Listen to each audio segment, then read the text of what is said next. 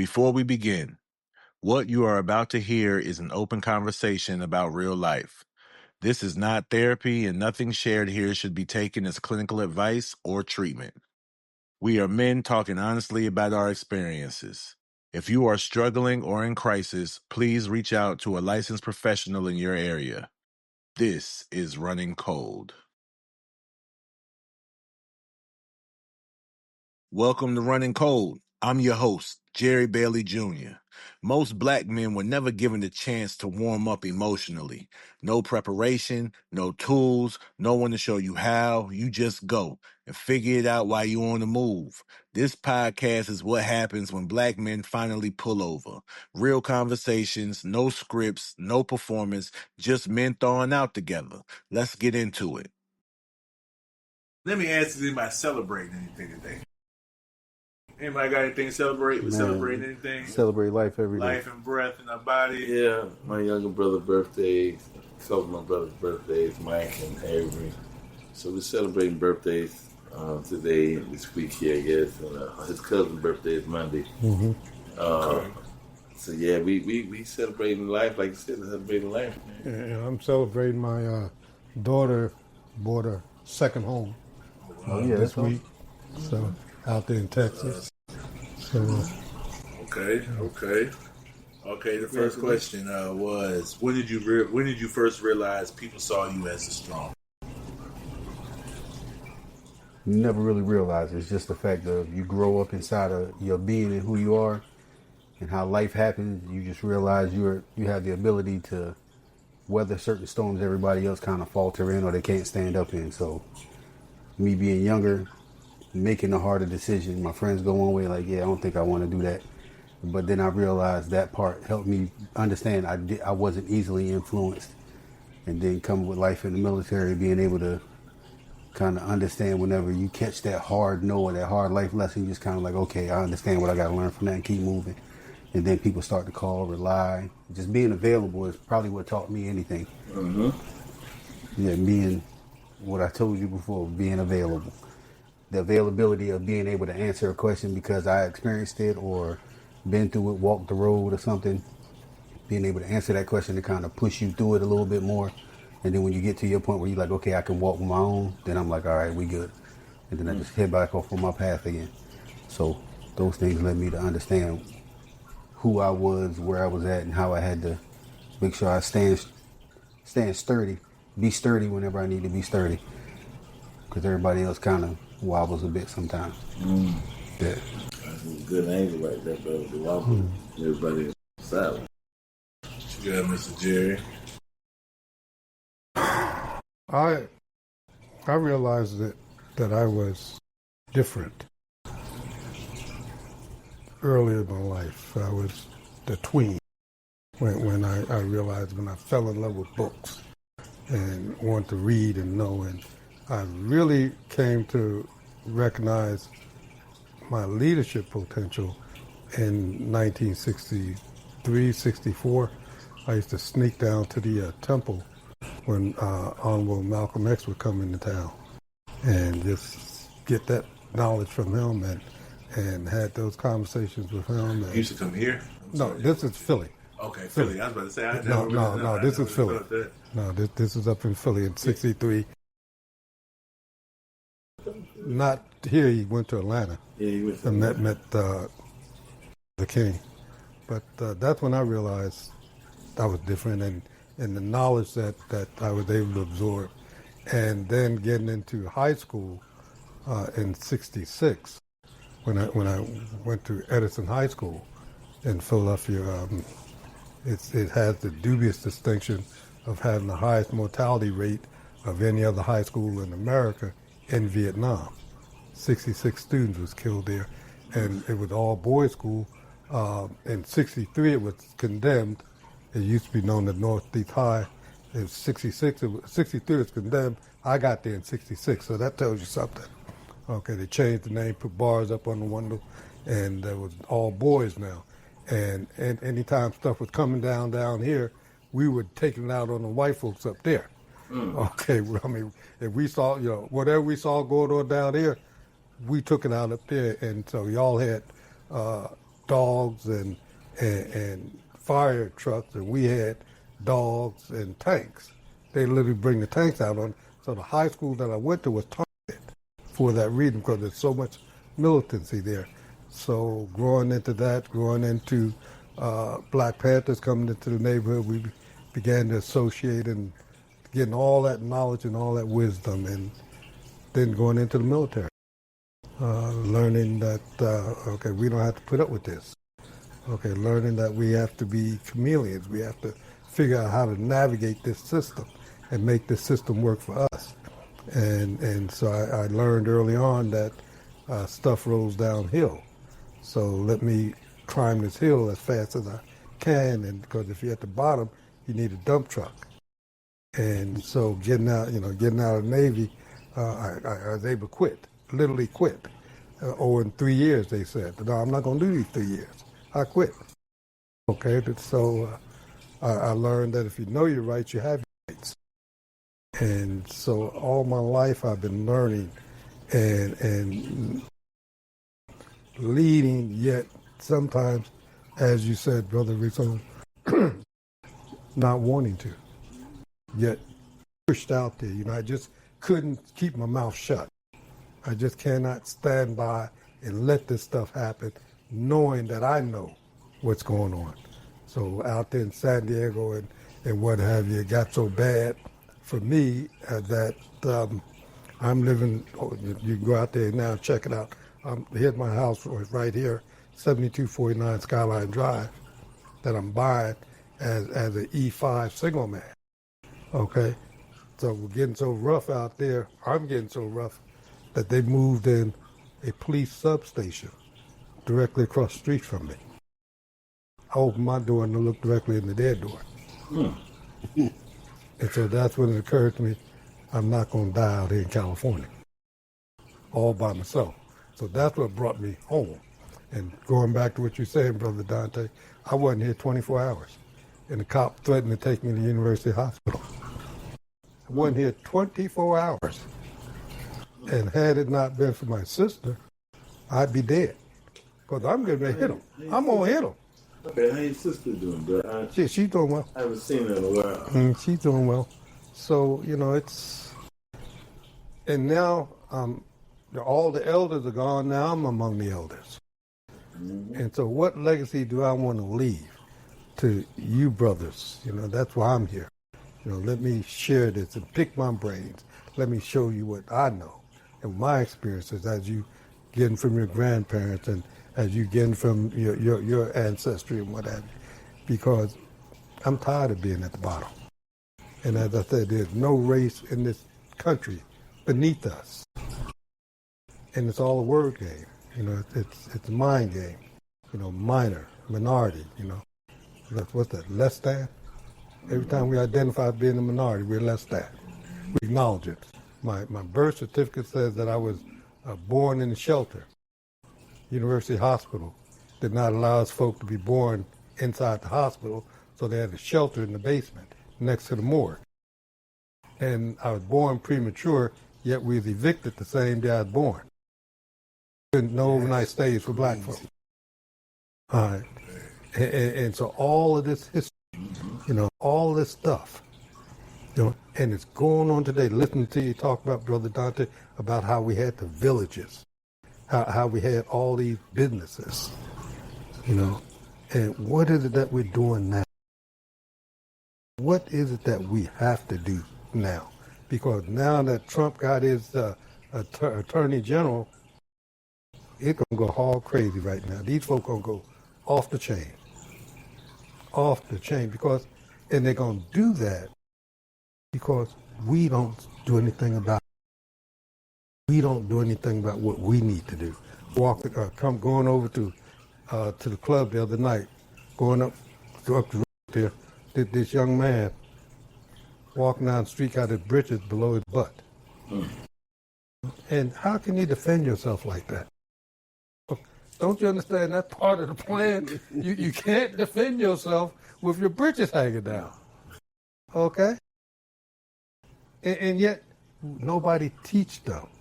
When the young kids would come down the street, come here, young man. and I'm going to say it. I'm old school. I'm going to say it. When did you become a faggot? That's what I'm no faggot. I'm not a faggot. Well, you're more concerned about covering your penis than you are about showing your behind. you know, what are you saying? Are you not advertising? That's true. I look at it from his because I'm like, bro, my thing is, I don't want to expose myself to nobody. Now, this is a girl. I mean, maybe the guys are dragging it behind so a girl can look at it, but you're also making it, that's why. Boys look at you, and boys, you never know. Why would the girl want to look at your behind, though? What's she going to do with it? What's she going to do with it? Nowadays, they let us play it and everything. You know? Nowadays, it's a little different. Wait a minute, he's a young man. Nowadays, it's a little generation. But that ain't why they do it. But I'm about like it. I don't know. We weren't allowed to sex. No. That was from my father being in the military, my uncles being in the military, man. Like, it was never, we wasn't like, I say, damn, Sagging spelled backwards is nigga. Niggas, yeah. It's nigga. So we was born, I was born a colored Negro, colored slash nigger. Then we became strictly Negro. Then we became Afro-Americans. That was black and colored. No, we hadn't gotten there yet. We became Afro-Americans. Then with Mr. Brown, say it loud, we became black. Because growing up with me, 2 words would get you fighting quick. Talk about my mama and you call me black. We hated that. Don't call me black. I'm not feeling those fighting words. And then we went from black to, again, back to Afro-American. When I joined the Navy, I was Afro-American on my enlistment papers. And then we went from Afro-American to African-American. And then we came full circle. And what are we today? Other. No. N-word. We're N-word. I pick other. Yeah, but no, isn't that what they tell us? The N-word? Yeah. You know, they don't say it, they said the N-word. Yeah. So what when you say the N-word, what's the word come to mind? Yeah. Anytime you hear the N-word, anytime you hear the word N-word, the first thing comes to mind is nigger. And we buying into that. So we're the minority, less than. And so you got the majority out here was what? Greater than. And yet the white population only 10% of the world population. So how do they become the majority? There's less than 10 million Jews in the world. How do they run the world? Yes, that part. That part, really. When these folks come over, as we said, they get off the boat, the first thing they need to find out, where are we? Because that's where they're going to find the streets paved with gold.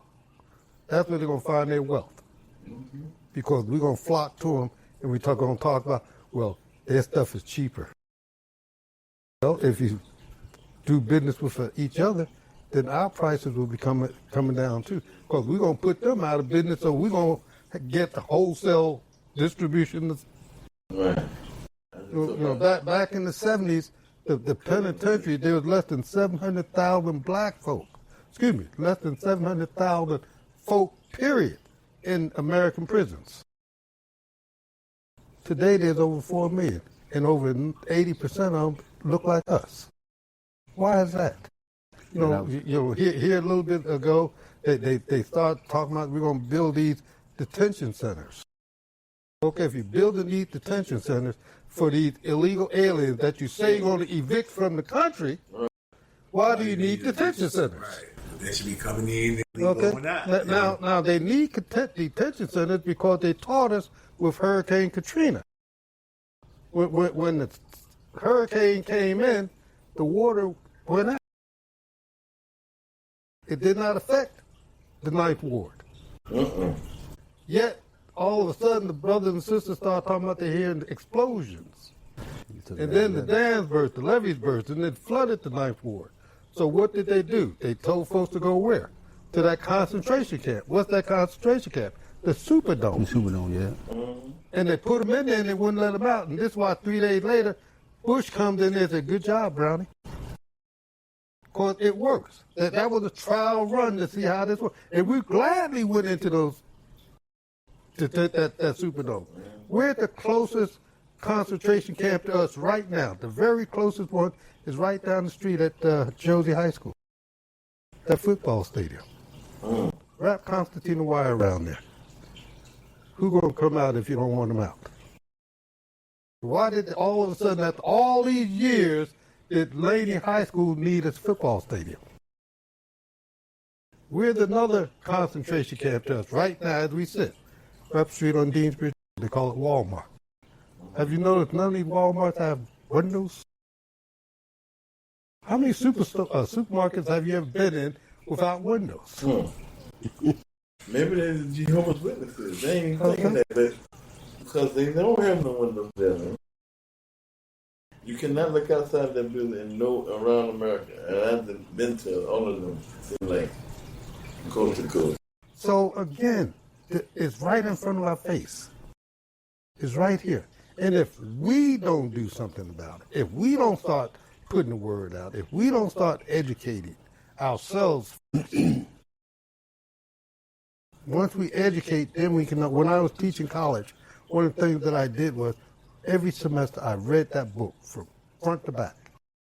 Because how can I teach what I don't know? Okay? The Bible, I read that Bible from cover to cover. How do I want to follow what I don't know? And I know that you hadn't read it because all I did, why are you wearing them graven images when the book says you're not supposed to wear?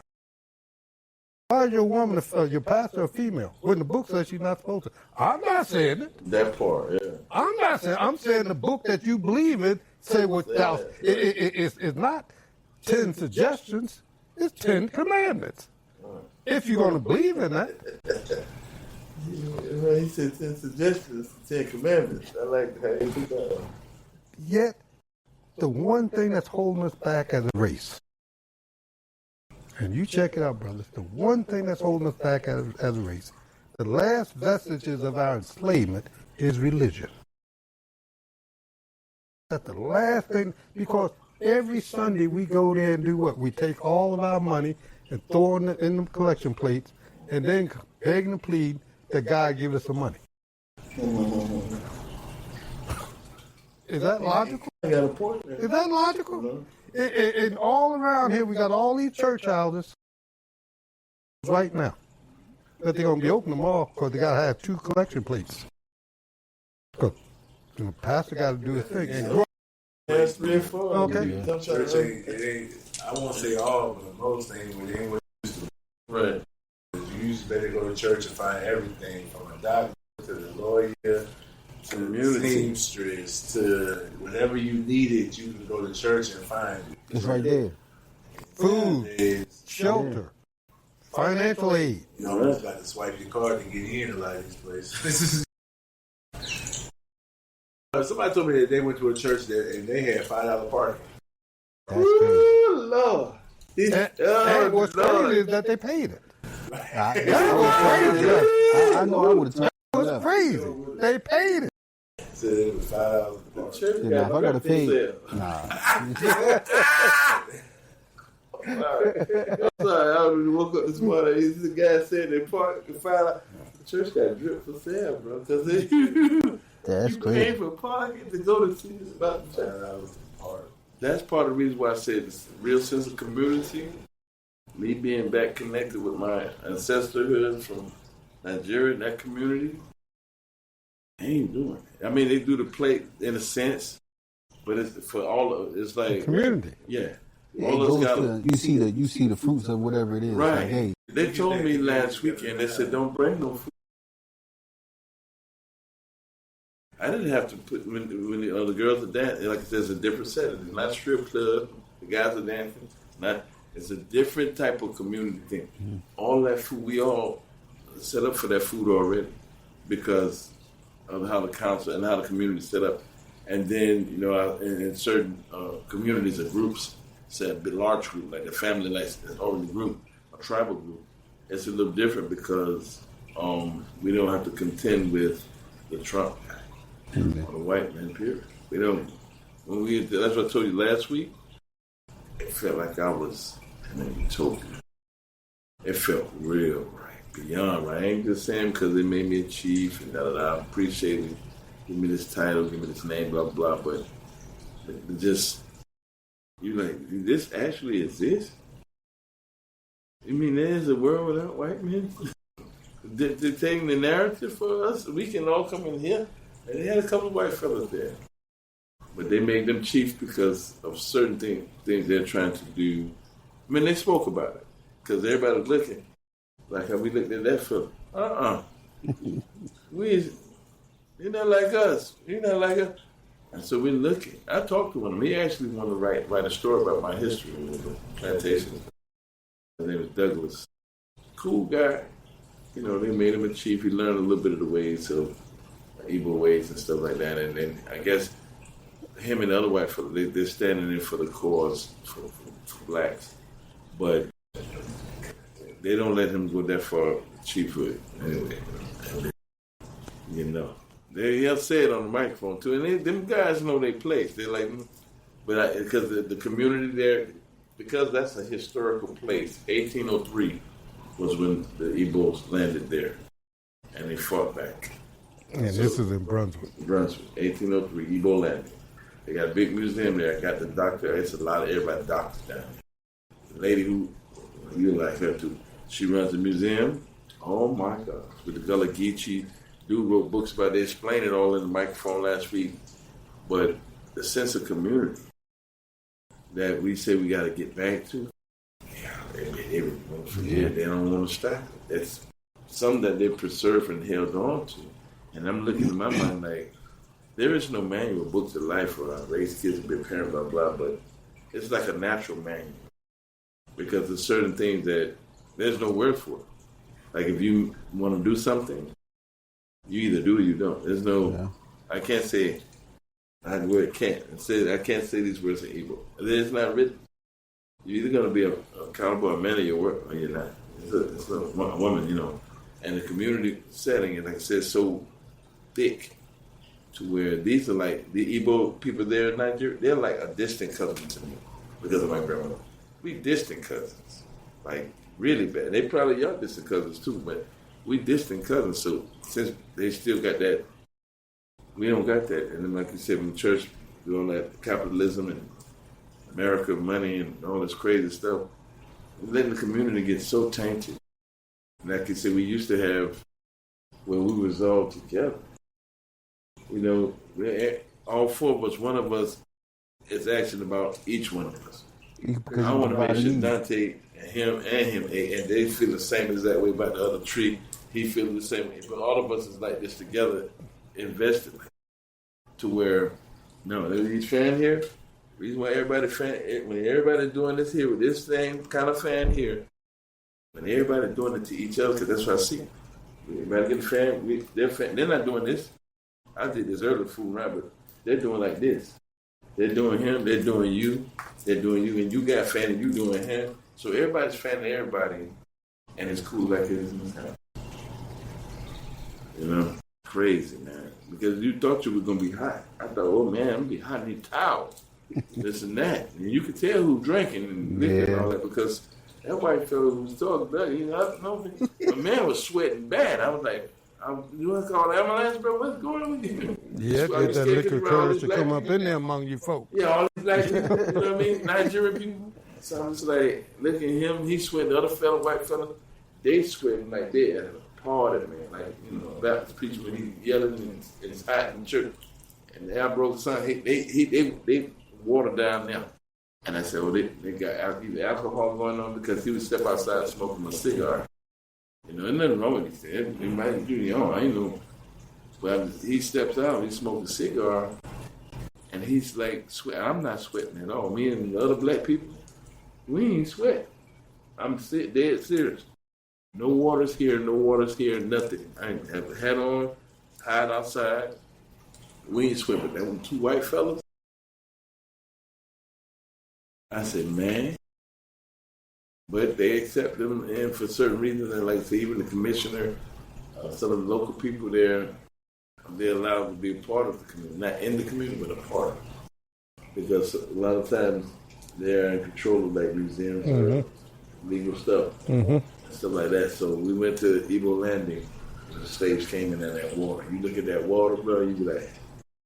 And my sister made a joke because she thought that. Said, "You gonna take a ride on the ship with them?" I said, "What? I ain't getting on no ship out here with the Nigerian people. No, I'm not getting on no ship because I don't know this ship. Last time we got on the ship as black, it ended up somewhere you didn't want to go. That part, I'm not getting on no ship. I don't care if it's a ship, museum, an antique ship for slavery. Y'all want to show us what the slave because they had chains and all that. Now they had their little punishment neck bar. Yeah, the neck and me and my man just called. We took a picture with it. They had a lot of little stuff inside the museum, inside the old church, because that's the church where the people was telling me about that they wrote all of those words. It was Igbo words. Like people would say, "Oh, no one can understand." Nobody American. If you know how to speak Igbo, you know the symbols. All of the NDC signs, NDC, all of the signs and symbols. And some, you know, I don't really have anything on right now, but they got it. And you can see the symbols, and you know the words. You know what they mean. Right? Charlie don't know. So we still got a secret. He don't know that. He probably did all his Egyptian archaeologists, because they had them down there too, archaeologists too. But they can't speak that word. It's just like these symbols here on this. They wouldn't understand that. Me and you probably pick this up. Say we foreign to this at all. We'll pick this up already. I know what it means. Me and him know what it means. But you guys, two gentlemen, y'all seeing this? Just looking at this photo, can you interpret that? You know what's going on there? You know what I mean?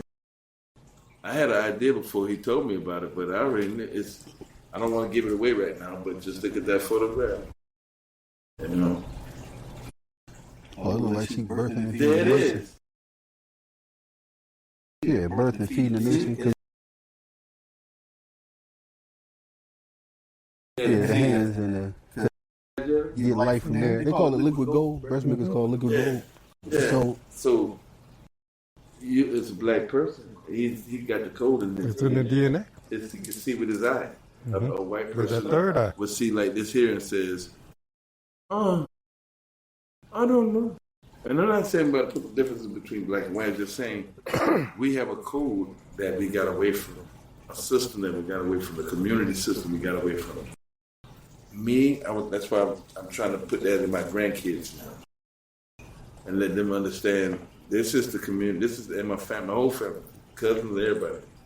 This. You gotta get back to this code here. You didn't rearrange the code and add too much stuff to it. Mm-hmm. Now it's dirty, it's tainted, it's sloppy. Mm-hmm.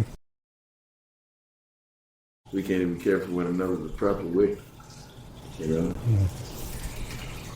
know? Question, what is being the strong one cost you? Naivety. You can't be naive if you're the strong one. Yeah. You got to remain aware, because the moment you let yourself down, the moment you let something else go because you feel like it's not important, it could cause like a ripple somewhere where you can't fix it. It may not affect you, it may not affect your kids, but it could affect a cousin, somebody else down the line for that knowledge that you passed off, for that situation that you let pass by. It could be detrimental. Yeah. I would say for me, say the question again. What is what has being the strong one cost you? It has cost me, I would say, a two-sided situation. It costed me a learning experience, a failure.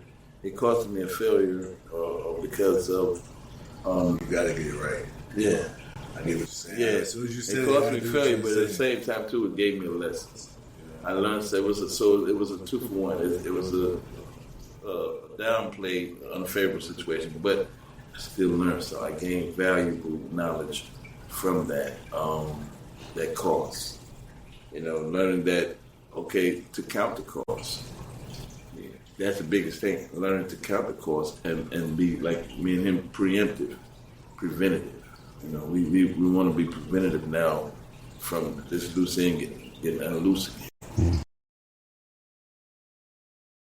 I don't feel as if I'm strong. I feel like I am the capable, and my capabilities tend to put people around me or, draw people that need things to me. But I wouldn't say, I don't think I am the strong one or the strongest one. I wouldn't. A junction point is probably one of the strongest things you could have somewhere, right? Because it has to be built strong enough to be able to be capable to carry all the different avenues. So don't ever think of yourself as less than. If you're a junction, then that means you're able to carry weight. It's just dispersed differently and spread out. Basically, what he's saying is you need to listen to more Bob Marley. You are the cornerstone. The cornerstone what Bob Marley was talking about. That's in the Bible too. But the cornerstone, that's what he's talking about. That the builder refused. The stone that the builder refused ended up being the cornerstone. That's you. You're that cornerstone. That's he's talking about that junction, the cornerstone. It's the first one to put down because it can carry the weight.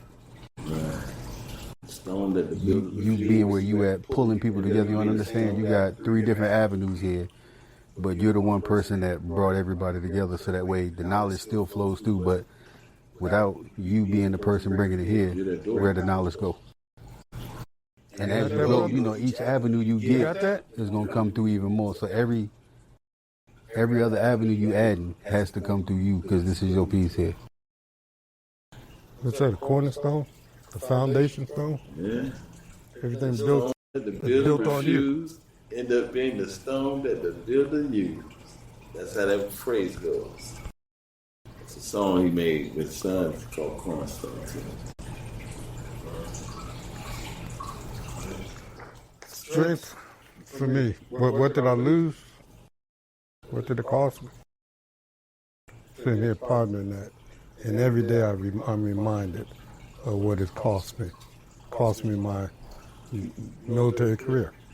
I was career designated. I wanted to stay in. Wanted to do 20. But I couldn't do 18 more years of racism. I just couldn't do it. Refused to do it. And it cost me family. Oh, there you go again, all that black stuff. Why are you talking about the church so much? It cost me that. It cost me relationships, of course. It cost me money. I still have to work in order to eat because I couldn't stay on these folks' plantations long enough to draw a pension or a retirement. I just couldn't do it. I couldn't go along to get along. I just couldn't do it.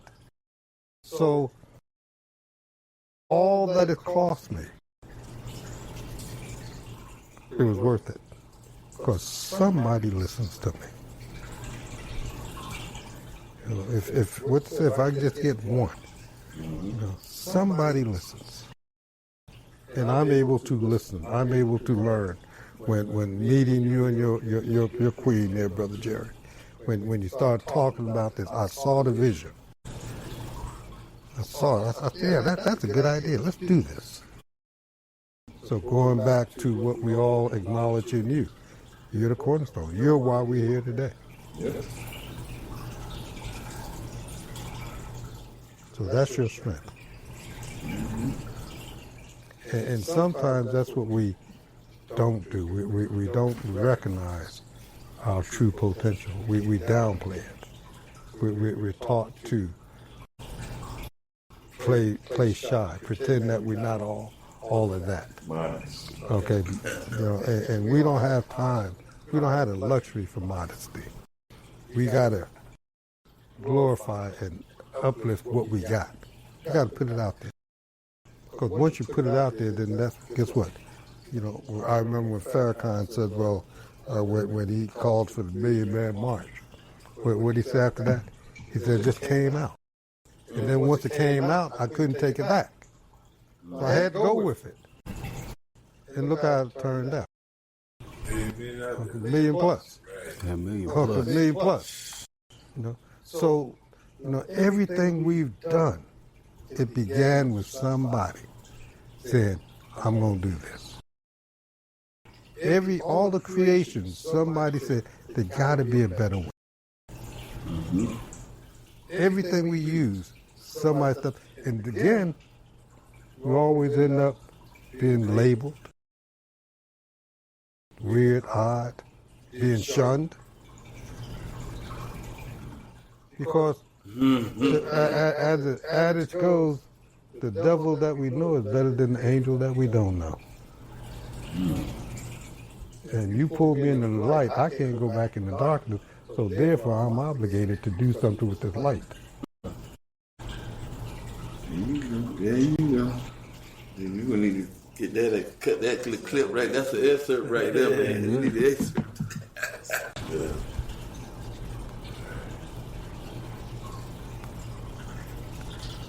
I got one. Why is the statement "I'm" such an easy answer? Are we protecting ourselves when we say it, or protecting everybody else from having to deal with us?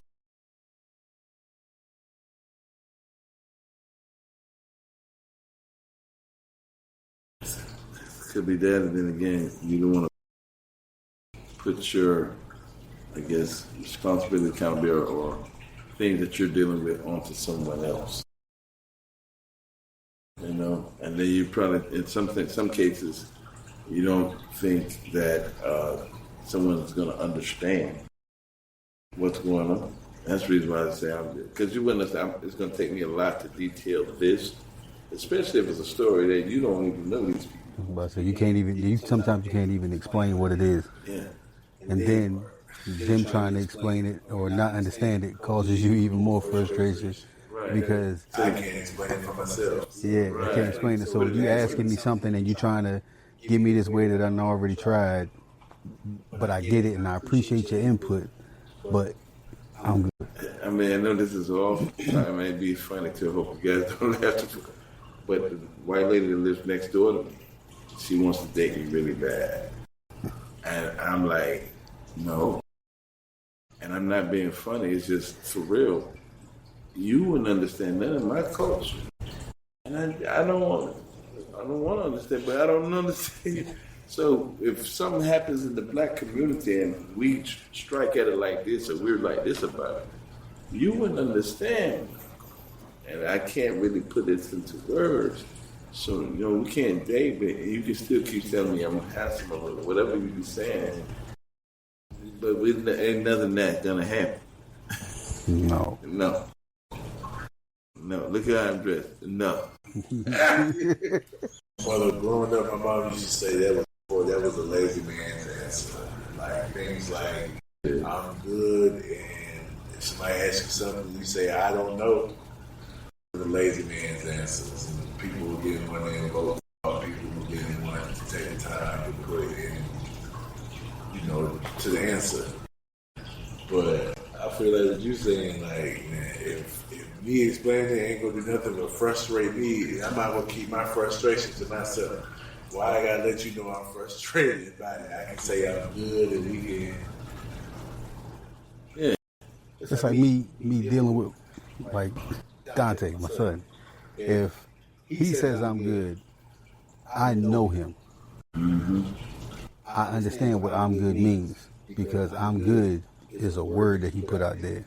But his body language and everything else is speaking so much more to me. I'm breathing, I'm walking. That's like the. I got things bothering me. Yeah, I'm lying to you. I'm good. I got stuff on my mind. Something is bothering me a bit. I'm thinking about it, but I'm good. Like, I can still function how I need to function. And the point that question came with, a good question, is how do you get him away from just functioning in it? Like, how you gonna work your way through it? Like, talk to me. Like, just know I'm your adjunct. I'm I'm the person you can sit here and lean on for a bit so that way we can talk, because I might be able to get you past this step. I might not know everything, but I know something to help you get from where you are. Sometimes, as black men and as individuals, sometimes we want to discover our own defense mechanisms. We want to kind of figure it out for ourselves. So I actually earned this key to sort this out. Yep. For myself. Before I started to go ask everybody, it's like people ask everybody else for a donation, but won't donate yourself to yourself. I'm going to go. I'd rather, instead of me trying to go work on something, I want to try to figure it out. Instead of wanting to work, I'm going to ask everybody else for it. Yeah, because I know how to open this door when I open it. Right. Yeah, I can open this door. You can look through the window and see, but you can't get in unless I open it for you. And that's the main part for it. And then it depends sometimes on the history. People throughout history sometimes take, if you give them information or open up with them, you don't know how humans going. It's never hard to deal with supreme being, but it's definitely hard to deal with humans because they're asking this information or trying to have a conversation with you about it. For what purpose? My thing is, what's your motive? Yeah, what's your motive for it? What's going on with me? Are you really trying to? It's just like with a relationship. It's something you went on. She asks you this question.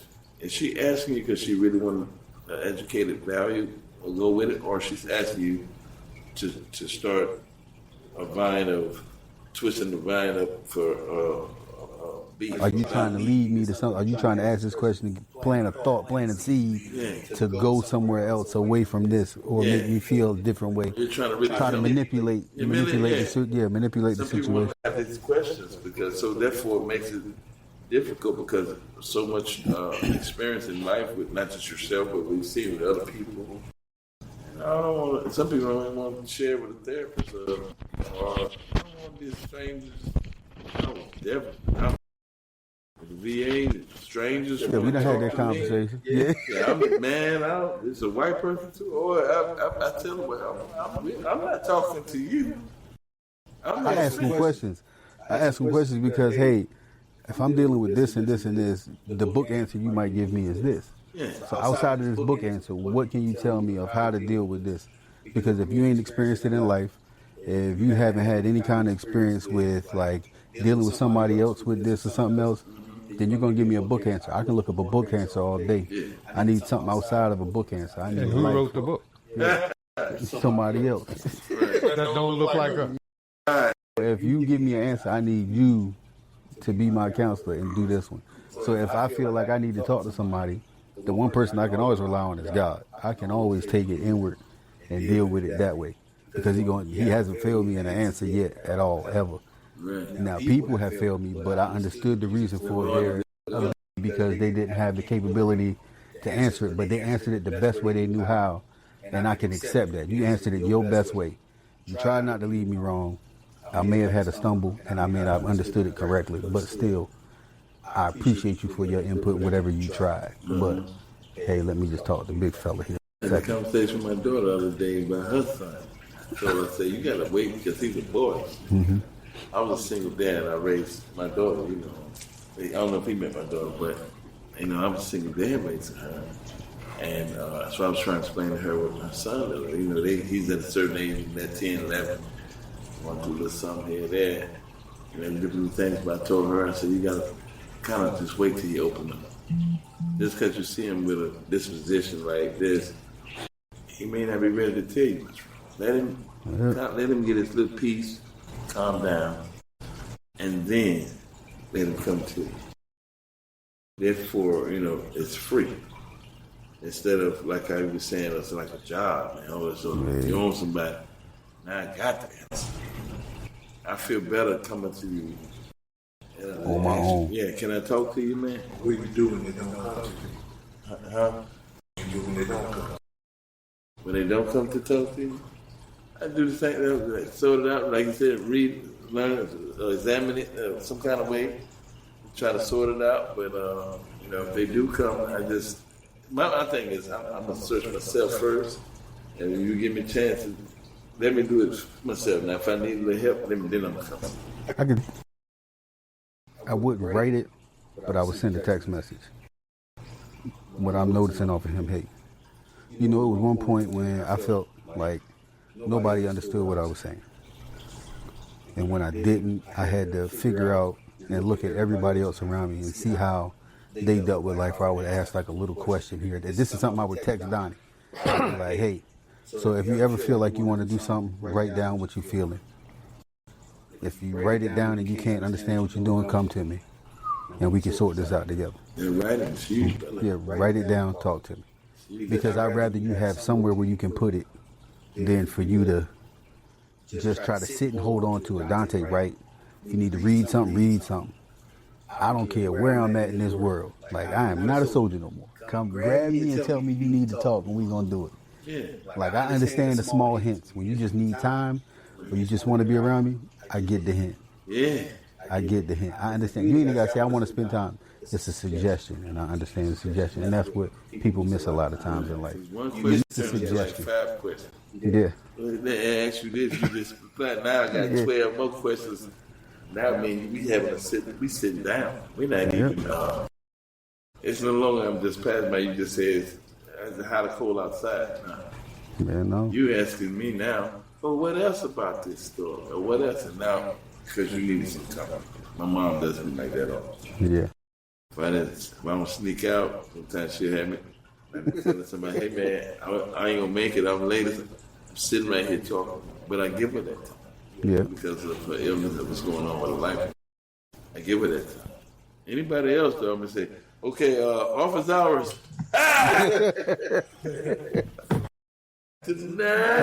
This.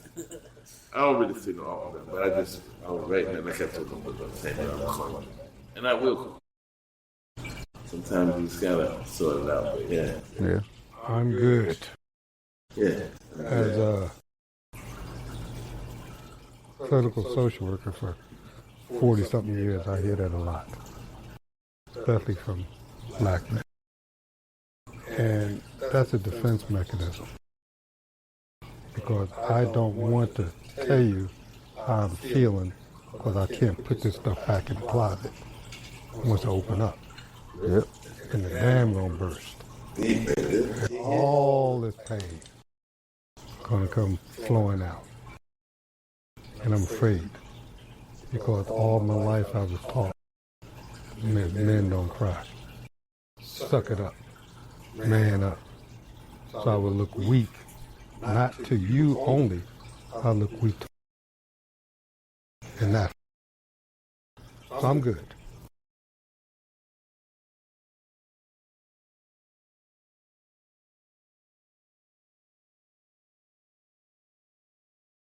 Yeah, because you expose yourself way too much, and you can't put the door back.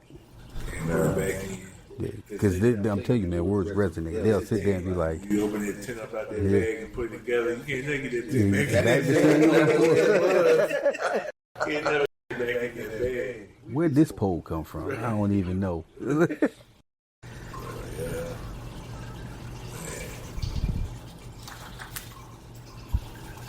Sheesh.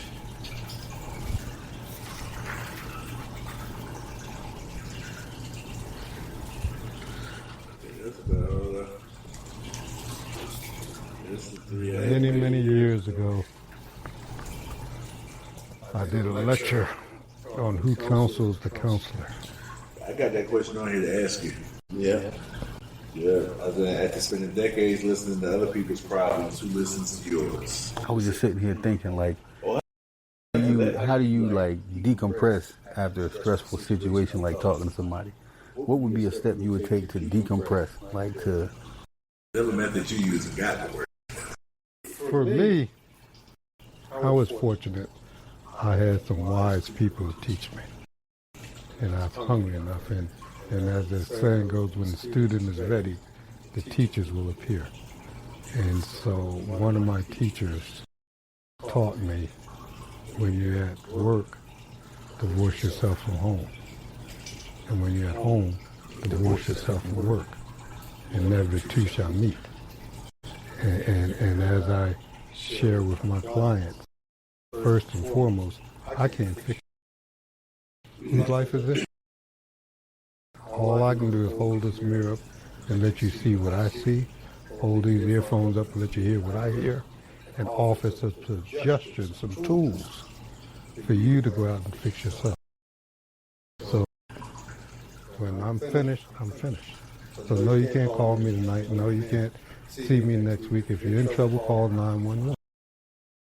Because this is your life. Now, of course, I got my own stuff. And that's what brought me into this profession. Sitting there in freshman psych, listening to this neurosis and that psychosis. That's me, there's my mama, there's my daddy. So I need to figure out this. And me being as private as I've always been, who do I talk to? Who do I tell this to? Right. So my rationale is to take more psych courses. So being a student and a researcher, I took more psych courses. Initially, I was majoring in African American studies. Fortunately, I was in California at the time, and if you're a resident of the state, tuition was free if you went to state institutions.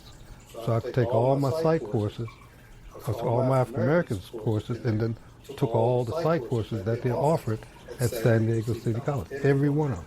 So they weren't offering dual majors, so I had to pick. Well, it was easy for me because I diagnosed the patient, and the patient was in bad shape. So logic says, how do I fix the patient? Simple. Take more psych courses. You know, physician, heal thyself. So I started taking more psych courses. And come time to get my bachelor's degree, I was okay. Others may have disagreed. That's all no. So then let me go get my master's degree so I can really get out there and do. And yet, once I got the master's degree, one thing I realized was most folks, everybody that I know that come into this profession came in through the same route that I did. They had personal issues. Unfortunately, too many of them didn't get a chance to resolve their personal issues.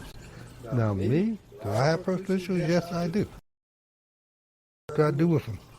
That's why this was a magnet for me, this group. Men, folks, let's get together. We can open up this, pour it out. And I can tell you my pain. I can tell you what hurts. And I can tell you about the one thing that being out here doing what I'm doing has created a whole bag of loneliness for me. It's just, because I sit here by myself, I do my reading, I do my writing, but then when I finish doing that, what's left? Four-corner room. You know? So who do I tell that I've had 2 failed marriages? Who do I tell that I'm dealing with PTSD? Who do I tell going to the VA? Everything with, the purpose of the VA was to meet you and Dre. But the therapist up there told me about her grandfather took her up to Washington Road Plan Rally. Okay? And as I told her, this is not what I need to be here. Right. Okay. People see that on you sometimes, though. Like, when they need it, no matter what the setting, they'll end up just dumping on you because you can take it. So it's more of, like, if I'm going in here, I'm going in here to talk to a therapist, but they actually needed me more than I needed them at the moment. Exactly. Yeah. Sometimes in some cases it happened. Me personally, for years before I started doing the therapy, and doing the talking to people, I was just talking to paper. The paper talk back. I'm being that 18-wheeler man, and now I create my own movies, my own story. That's why I got books out, because of that kind of stuff. And then I started seeing that, man, I can be a superhero in my own story. And so me and this dude, the person, woman had complications. Instead of me being frustrated, Lord, knock your head off. I go in the gym, and then that would help my physical get that energy off. Then I go and write. That hits hit. So when I'm writing these books through the storm, the Odd Star became the God Star, the Seventh Eye. You know what I'm saying? All these different books that I've written, sex play, all this crazy stuff, right? The definition of it's me having a conversation with myself, me talking to myself on that paper that when I read it back. So even my kids tell you, I used to make them write reports all the time. if they got in trouble, I wanted you to think about another option, a way that this could have been handled. So you got to go write me a report, stand in front of me like we're in school, and read it to me. It's going to help you later on when you go to school for a presentation. Made Donnie do that. They write a report. Yeah. And my grandkids, I made them this recent report. I make them write. It's called How to Be a Better Leader. You know, I think you was with me when they read two the girls read reports. I said, and they did pretty good for being 11 years old, 14, 13, she be 14 next month, 13 years old. I'm like, I'm 11 years old. I'm like, okay. I see your mind because she just started A.R. Johnson the other day. I went to open house with her. I'm kind of really invested in my grandkids. I've been trying to hide her. It's 2 minutes. I'm like, Grandpa, we see you. No, you don't. It's a lot of them, but I think when I was writing, and some therapists say you like the journals and diaries and stuff like that, but my stuff, when it came out, it came out how I took it in, whatever was happening. Even if it was happening, it could be you and him, or you and him, or her, or somebody else. Y'all had that. I'm looking at your thing, and I'm going back down, and I'm processing. I ain't using your name, I ain't using you. Whatever it inspired has been translated to this paper. This is what happened. I'm not a spoken word guy, but I'm going to give y'all this. Don't ask for no more now. Because I can't remember most of my stuff like my man said. You wrote it. But I wrote one piece I wrote called Little Black Hornet. Everybody's familiar with the old fairy tale of Little Jack Hornet sat in the corner, eats a curry pie, put in his thumb, pull out a plum, and say with my mind, something like that, right? I spin it around for black people. I said, and I'm trying to go from it. It says, Little Black Hornet sat on the corner, eating some American pie. He tried to get a job. Practice made it hard to find a way for these black people to die. He tried to fight back, but the law wasn't black, and found out that he was in prison. Too much liquor indeed, along with the weed, crippled his mind's vision. He sees no more, but loving the whore that holds his God spirit for a ransom. He cut off his head, his life turned bad. Here we are now, the new black Samson. I pray by day that maybe someday he will regain his entire strength. And maybe Delilah will kill off a fire to help him to grow the whole limb. To reach his goal, save our soul. If not, as black as I'm gone. Please, good God, hear my sob about me, the little black boy. I don't do that no more, but I'm just saying, this is something I wrote in some of my books. You know what I mean? Yeah. And I would make my kids write it and remember certain like positive stuff I want with the young. Right? And, write little verses about it. Of course, I'm going to read encyclopedia during the summer. I will quiz my kids. Just like my grandkids tell you got to tell me what's 20% of 7. I'll give you $50 right now if you got that. $10. Grandpa. Or if I give them a puzzle. I got 11 grandkids. So my name is Rouzan. It has 11 letters. I'll say take each one of my letters and put it to one of my grandkids' names. I said, don't take it the easy way out. Just because your name began with an A, don't start with an A in my last name and say Ariana. Yeah. You should probably take the aura and use that aura and use that A for my grandson Nas. Don't forget the last name Rouzan, so you can put your whole first and last name here. But I want you to branch it off like a crossword puzzle. Yeah. And I said, so in case we did do a crossword puzzle with this is my grandkid. Y'all, we can set it up, and you have to ask a question, fill the block in. But the reason why you got 5 rings, 5 grandsons, you got 6 granddaughters. Just how to keep up with them. Because at this point now, the baby that his wife babysitted, my grandson, I just call him number 11. Or, what I call him? I call him number 11, or I call him Adu, Nigerian name, Adu. I say Chike Adu, that's your name. Chike Adu. Because there's so many y'all remember the name, and I call each other by mistake. But again, like I was telling my daughter and my son, And he be trying to do it to make him think. Because it works. It works for me. When I started writing and then turned it to books. And I didn't mean to books. I was just...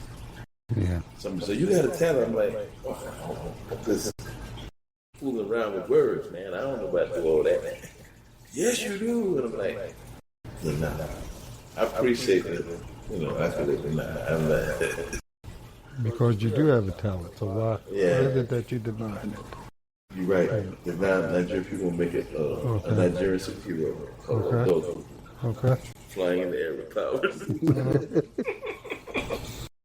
So this is Jerry. Was it easier to help someone else with their problems than it is to help with your own? By helping others, I help myself. Because what I give them comes back to me, and if it works, fine, and so I learned. That's without having to test on yourself. Hey, what they call it, the beta. Yeah, beta testing. Yeah. Beta testing. I put it out there. I got to say one thing that I share with couples is that the moment you recognize, the very moment you recognize that there's tension between the two of you, whoever recognizes it first. Can you say so? Pardon me? Me say something? No. I would say so. No. Whoever recognizes it first must kiss. Well, I mean, you want to relate girl to my husband? Yeah. I'm not talking about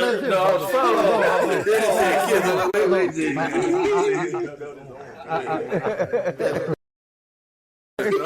My page is up. But think about it. And every one of them come back that do it. That works. Because it's hard to be upset with somebody that got the tongue in your mouth. When they come back, the only one that said it doesn't work is the one that, no, we didn't do it. He wouldn't let me. Well, again, that's what you want to do. That's how you couples come together. Because that's how you came together. That's how you came together, kissing. And so one of the things that we quick to say is, well, we got to agree to disagree. Why? Who says that? No. Another thing, opposites attract. No, they don't. No, they don't. What you got in common? Ever asked what you got in common? That may be magnets and that may be other stuff. It's not human nature. We're attracted to those folks that have things in common with us. And we stay with those folks that have things in common with us. So, relationship-wise, and unfortunately for me, I've learned this in my latter years, as my daughter said, my golden years. Because when I was young and dumb, hey, I just thought that I'd out there whatever, whomever, hey, yeah, you look good, let's do it. And a couple times I married her. No, I shouldn't have done that. Yeah. Shouldn't have done that. So again, what do I do? First of all, I spend a lot of time focusing on me. As I share with folks, I'm my number one client. I'm always working on me. And one thing that I do know is I don't know me. That's another fallacy out here. I just want to get to know you. You'll never get to know me because I don't know me. Have you ever found yourself in a situation where you said, I never thought I would have done that? Or I never thought I wouldn't have done that? Then how can you say you know you if you found yourself in that scenario? It's a journey. It's not a destination. And my journey in life is to learn as much as I can, to experience as much as I can. And now that I'm among the elders, soon to make this transition, I want to leave the legacy. And what's the legacy I want? Going back, piggyback to what you said, Brother Rouzan. You want to get to know a little bit more about me? Read what I write. It's not complicated. I got 7 books out there. One of them might tell you a little, and each one of them has evolved. Each one of them has gone higher and higher. And I'm still learning. And I process by writing. And I got a book in there now, just that far from being completed. And the completeness editing. I did Texas last November with my daughter, and we're sitting there and she watching Godfather Harlem. So I'm watching, and when I watch stuff, I look at the history. What's really going on here? What's the message in this? And so I came home, and she hooked me up with Hulu, and so I binge watched every series, every segment of the movie. And then I sat down and put pen to paper. Chemical Colonization is the name of the book. Okay. There you go. So the good thing about today for me is 5 brothers have come together again. Okay. And we're going to go out and we're going to share something that we got here with somebody. I tell you, for the last week or two, I've been telling everybody, boy, pimp is just the pimp worse than the pastor. I've been repeating that and told everybody. Listen when I tell you, young children. I got to watch it. Brother Dante, what's it been like for you today? Oh, it's awesome. Like I told him, it's like I'm a sponge. I like being around people and talking. And I've been saying I need to get around other people because sometimes I feel like my knife getting dull. So I want to sharpen my knife up a bit just to make sure I have different aspects. Everybody has something that they can teach. Everybody has something that they can learn. So I have plenty I can learn from you. I got plenty I can learn from him. Plenty I can learn from JB. Plenty we can learn from you. That too, yeah. Take everything. We're all students and teachers. Yeah.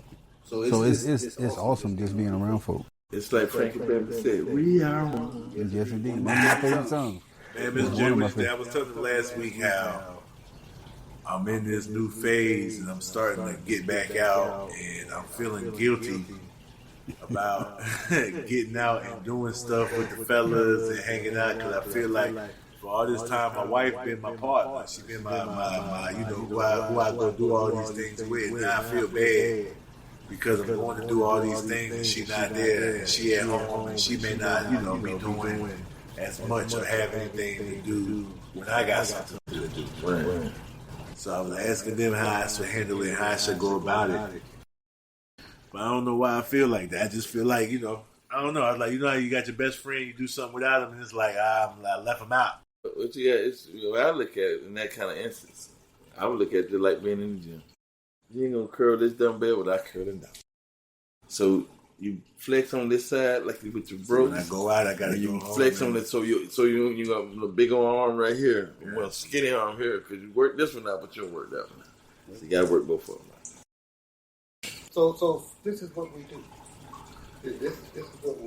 This is what I'm getting at. This is my thing. I'm getting around younger brothers. Because I'm the elder in the house. Yet I'm learning from you young. And I got all this stuff up here that I don't want to take to my grave. I have all these life experiences that I gotta use. Somebody's gonna pass it on. And when you get it, and when we get it, we have to pass. We can't keep it. Right. This is not something that we can keep. Everything we get here is not something that we can keep. We must pass it on because we must make a difference. Because everybody is out here waiting on us. Us black experiments. And when they renovated the old hospital back in the 1980s, it was in the basement, and they found all these remains. And it caused me to pose the question. Every medical school, each student, advanced student, has its own cadaver. And then we try to figure out why folks are missing. That's a lot of cadavers. It is. Got to figure out why folks are missing. And down here, MCG, whatever it's called today, there's this sister that they brought from Lincolnton. And back in the 1900s, and they did some experiments on her. And her skeletal remains are still hanging in the lab today. So her family sued MCG to try to get them to release the remains. And the family lost the lawsuit. That's crazy.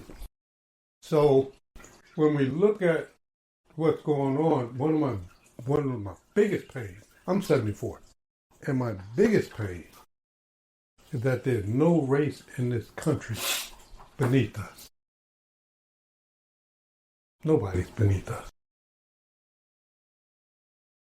And that's by choice. Our choice.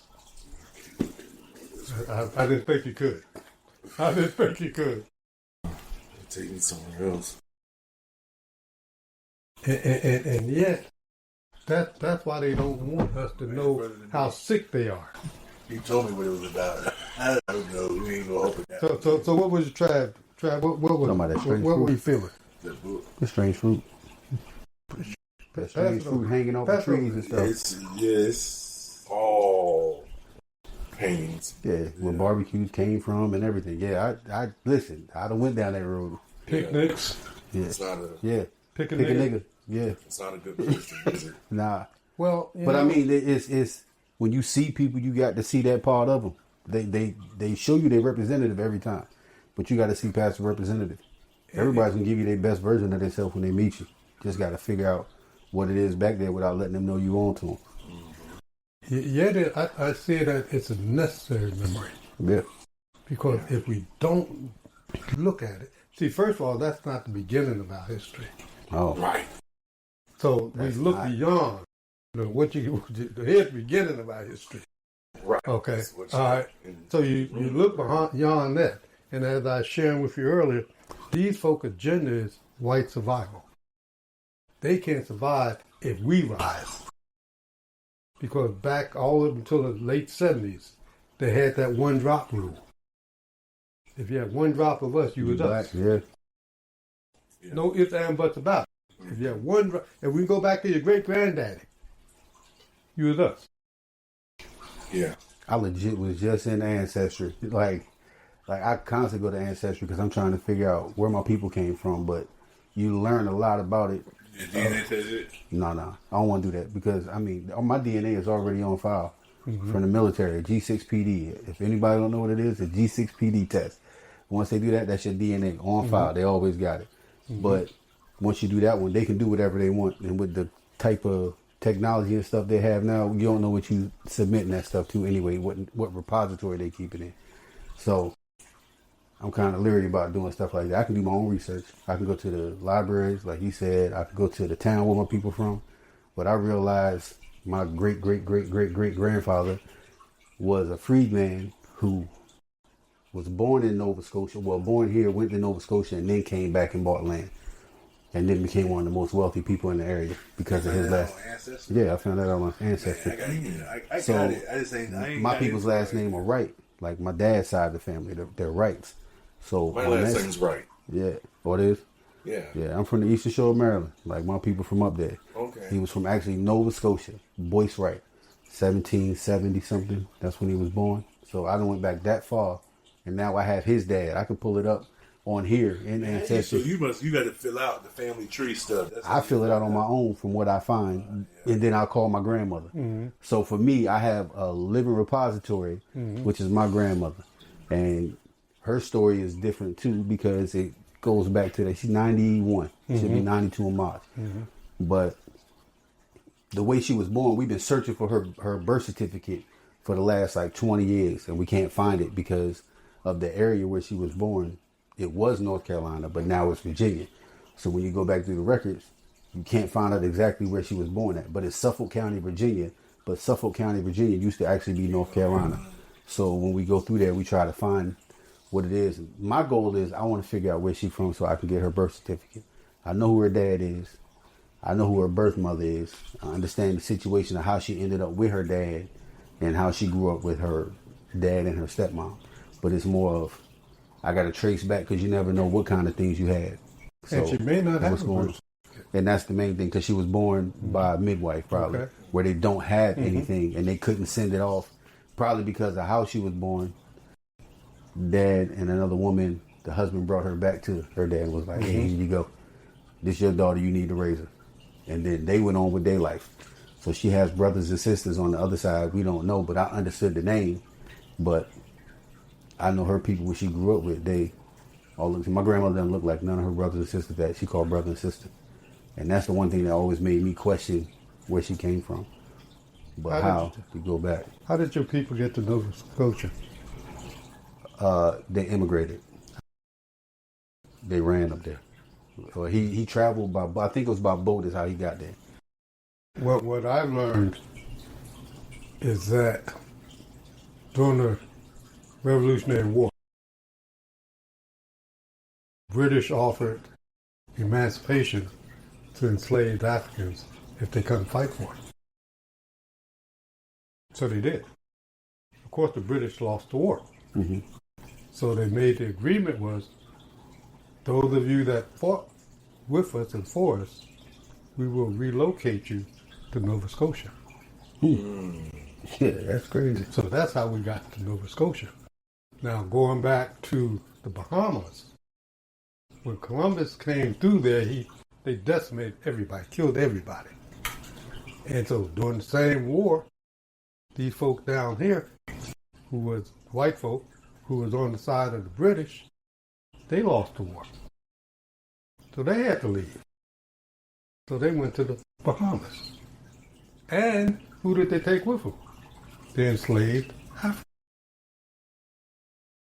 So there's more, we got kinfolk in the Bahamas.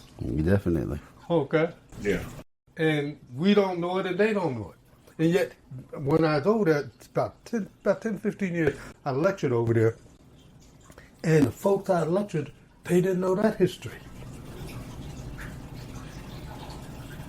You know? And there lies the problem. We don't know our history. And when you spoke earlier about how there are sisters out there, there's enlightened sisters, we need to find them. And we need to build a platform for them. I remember when sagging hit the sea. And of course you know what sagging is, right? Spelling it backwards. Have you ever spelled it backwards? Sagging, yeah. Yeah. Sagging spelled backwards is what? That's a census record from 1850. 1850. And they show him as a sailor. Your granddad.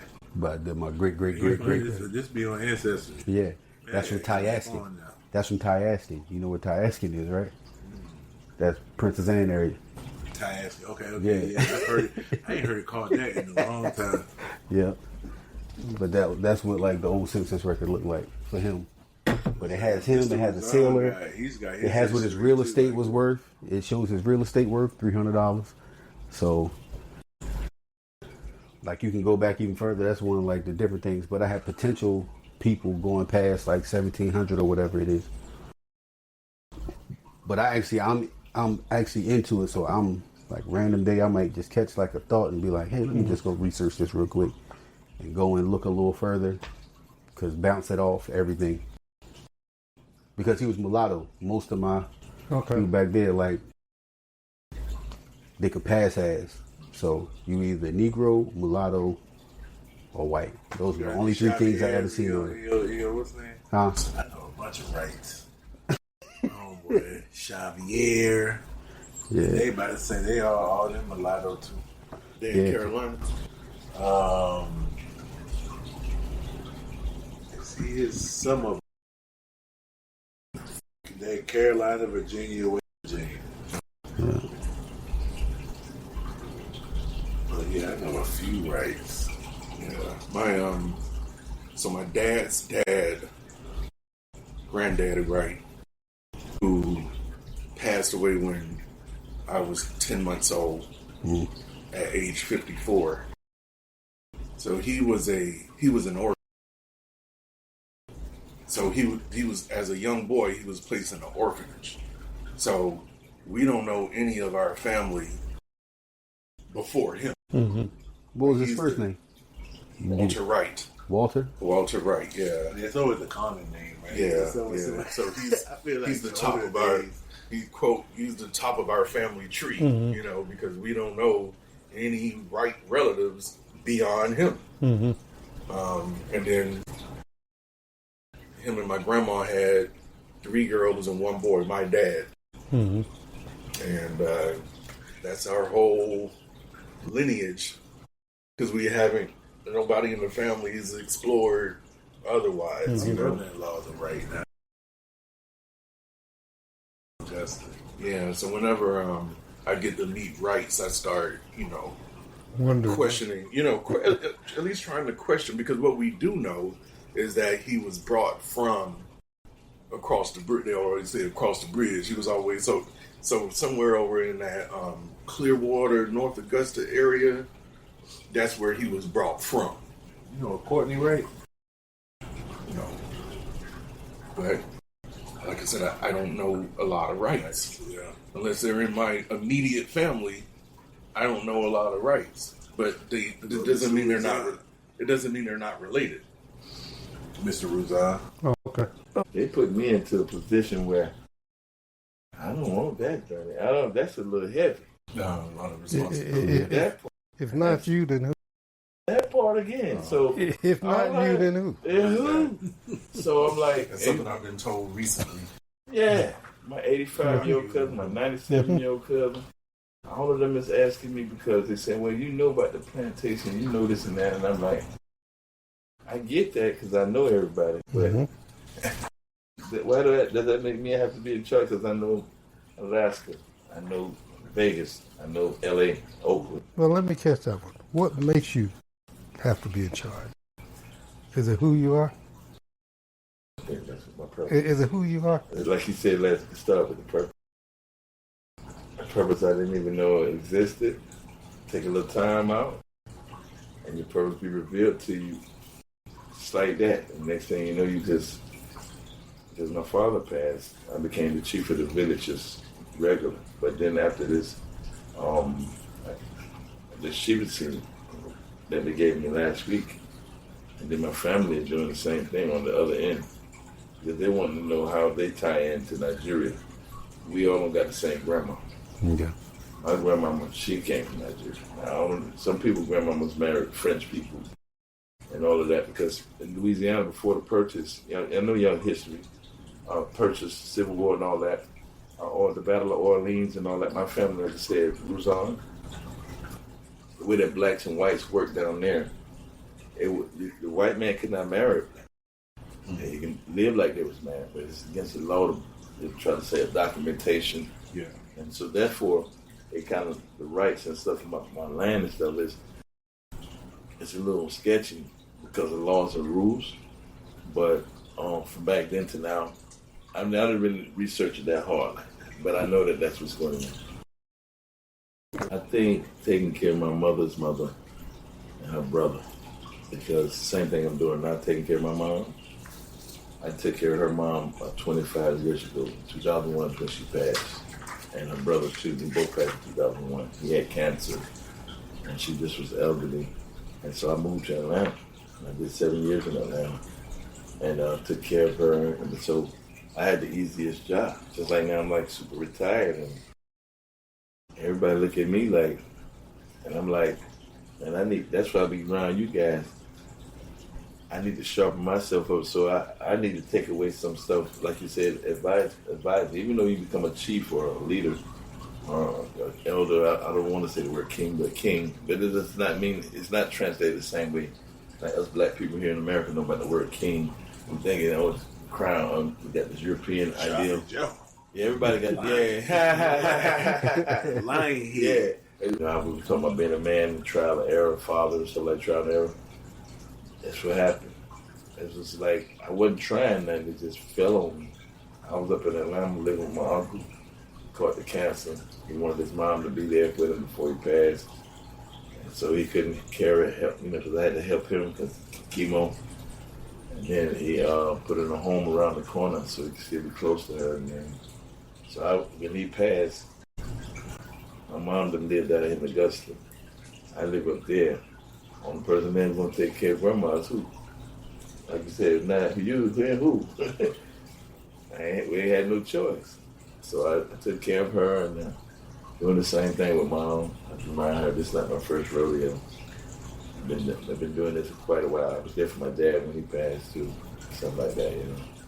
And I actually there for my aunt. Actually, I'm there for a lot of people. And I can't even. I can't even. He met my aunt. You know, she had my dad's situation. He came to the house and then, you know, she was looking at him too though. I love my aunt. I love you, rich people. But she was looking at him too. She's 85. About you, Brother Trav. What's the question? Did you realize you were the stronger? Yeah, when did you realize when did you realize people saw you as the stronger? Wow.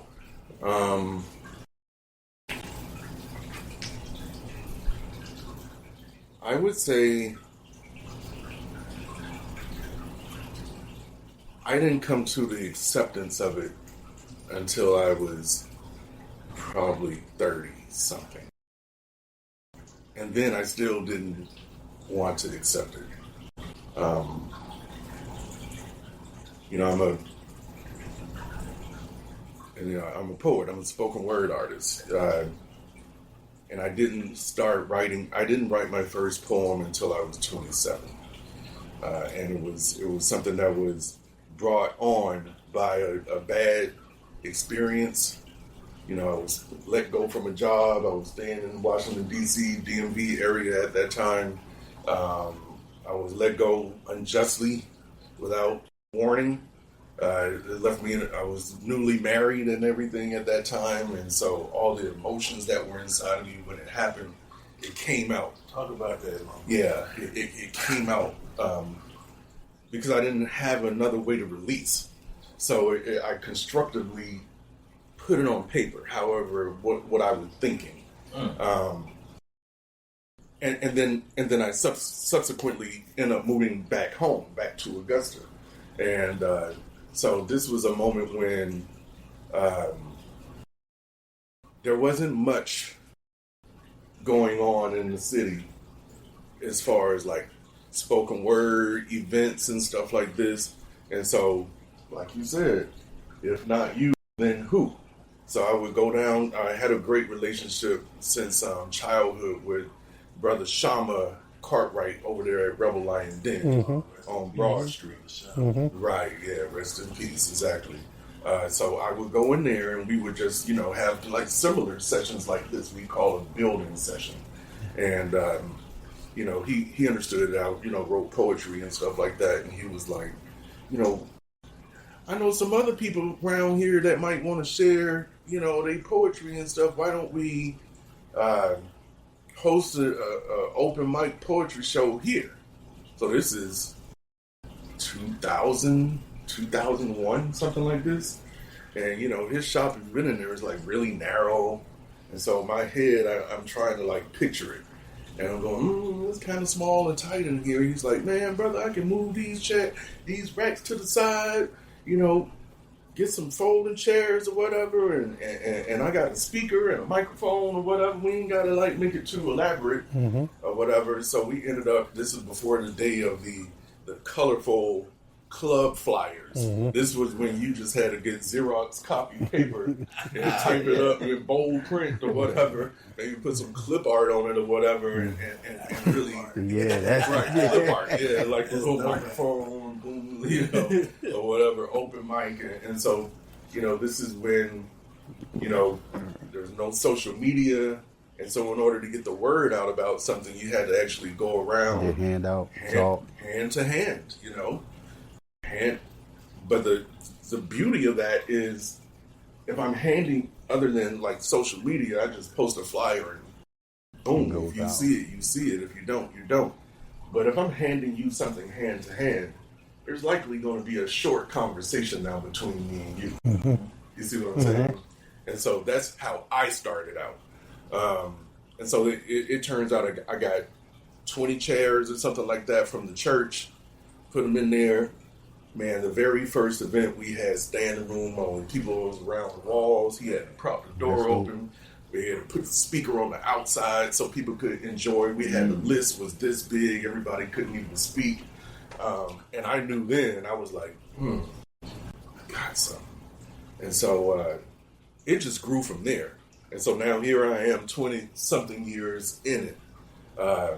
And people recognize me as, you know, I've given a lot of poets and entertainers their first opportunity to stand up and speak or sing or anything. So I'm acknowledged for that platform.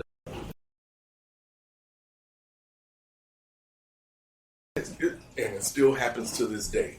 Every event I ever have, there's always a first timer. That's what keeps me going.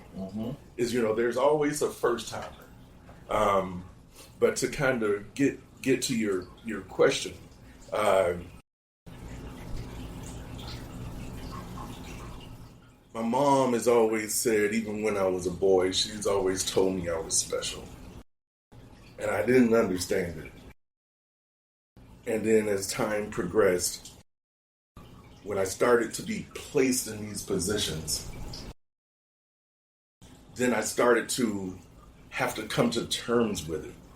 You know, the natural person inside of me is not, I would say, you know, you hear the terminology natural born leader.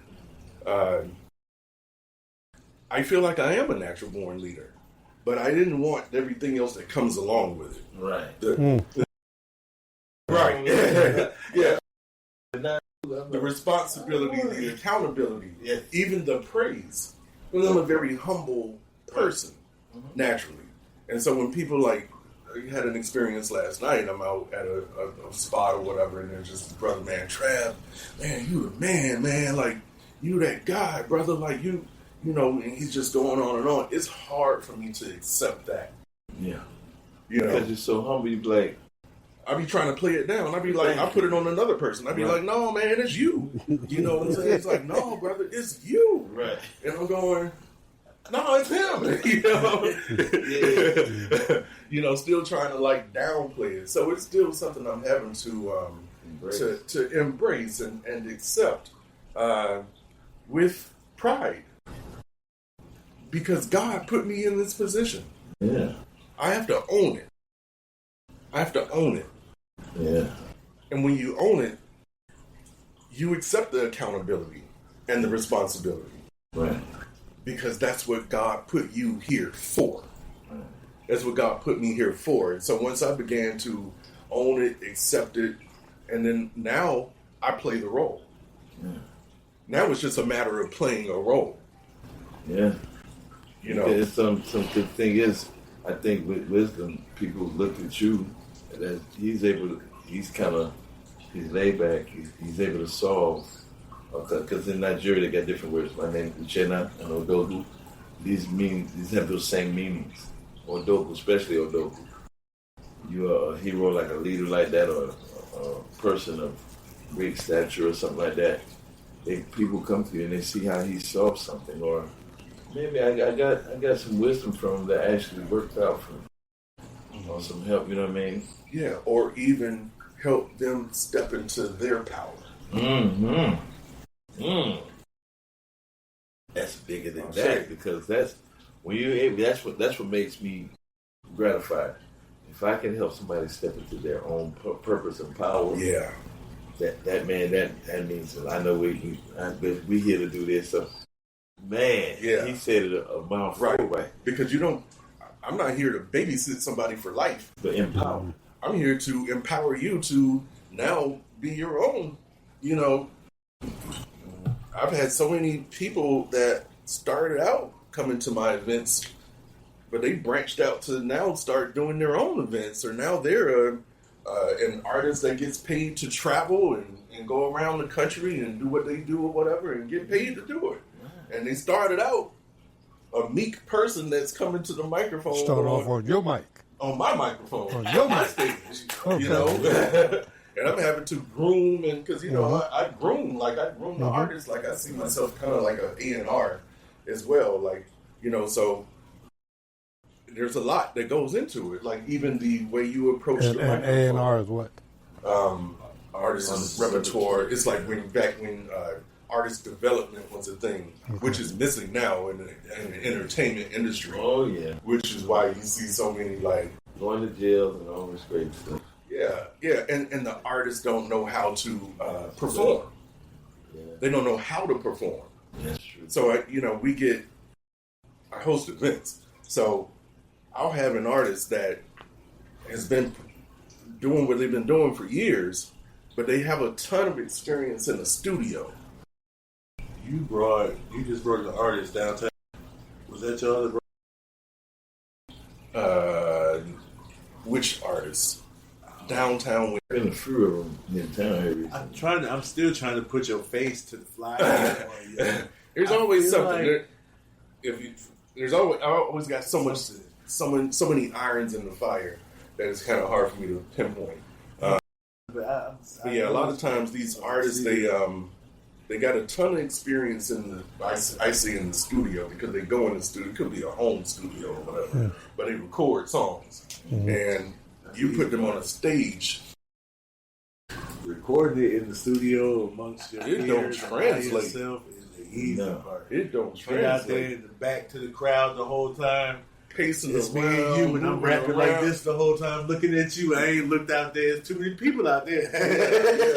or just like aimlessly wandering around or something, or they will try to bring their crew up on the stage with them where those guys ain't doing nothing. You know what I'm saying?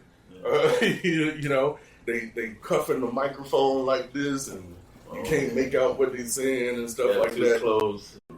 Right, and so, or even what I call, you're speaking over you're rapping over your lyrics. So I demand my people, send me your music for the show prior to the show, and I listen to it, and it's the same version of the song that they have on their CD, and I'm going, this is not a performance track. Where it might just have your ad libs. It might not have you rapping your whole verse, but it have your ad libs, your punchlines, when you're bringing attention to those parts. Yeah. You would just put those parts. Most people would just put those parts on that song. Sound like a verse. That's what I went to school for. I used to do. Yeah, that's what I used It's to like do. an engineering Yeah. producing thing. Yeah. Okay. So they learned this is a learned thing. Yeah. But it's also something that they have to become confident enough to be able to do. Because if you don't say the words, nobody knows the words. I mean, besides the people that know the song, but if all I have is the ooh, go, and the hook on the if you don't rap the whole verse from beginning to end, then they don't know what the verse is. They're not ready for it. They haven't practiced. They haven't rehearsed. They haven't memorized their That's the part. lines. They haven't practiced. They're Yeah. not ready.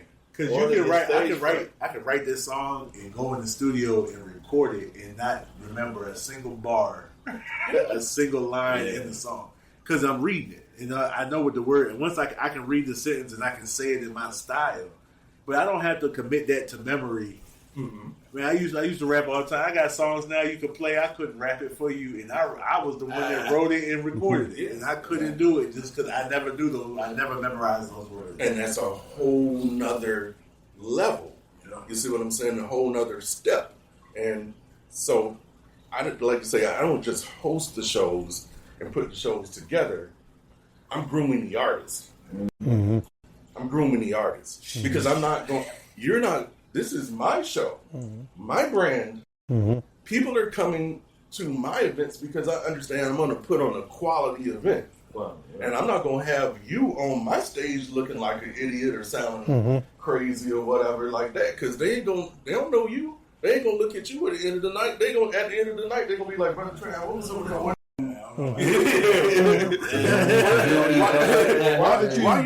you put him on the stage? You know what I'm saying? And these are people who paid money to attend an event. So I owe them the best product. This presentation, Yeah, the best product. And so I'm not going to put somebody up there who's not ready. And a lot of times, for some young artists, they can almost take offense to that. Oh man, Brother Trav ain't giving nobody no chance. Yeah. Yeah. I got an open mic show on this night. Come to the open mic. But that's how it's supposed to start. That's where you get found at the open mic, and then you get invited to come and do the. But you're doing God's work.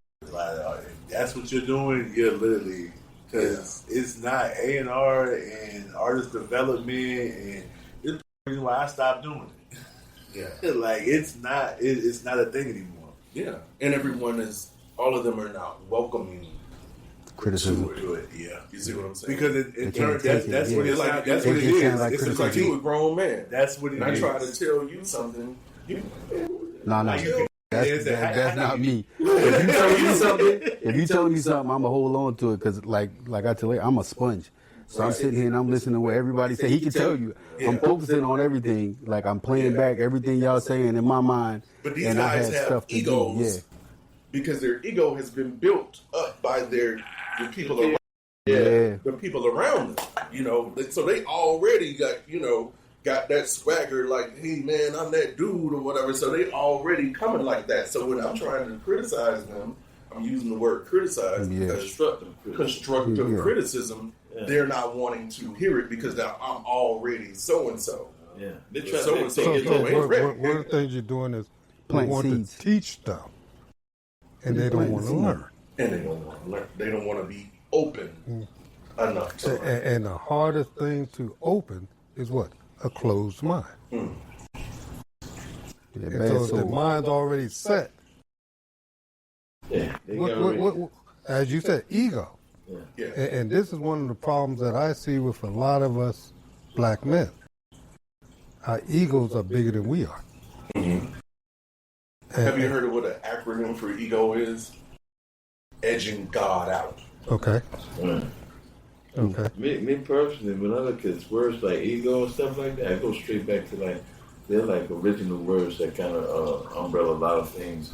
I go to the word distraction because you got good distraction, you got bad distraction, and when you have this ego, something has distracted you from, like you say, blockage, being able to see clear when someone's head on try to, like he's really trying to hit you. You can't see that because your head's so distracted in this atmosphere here that you can't see that he's trying to distract you from your distraction. He's a clinical professional.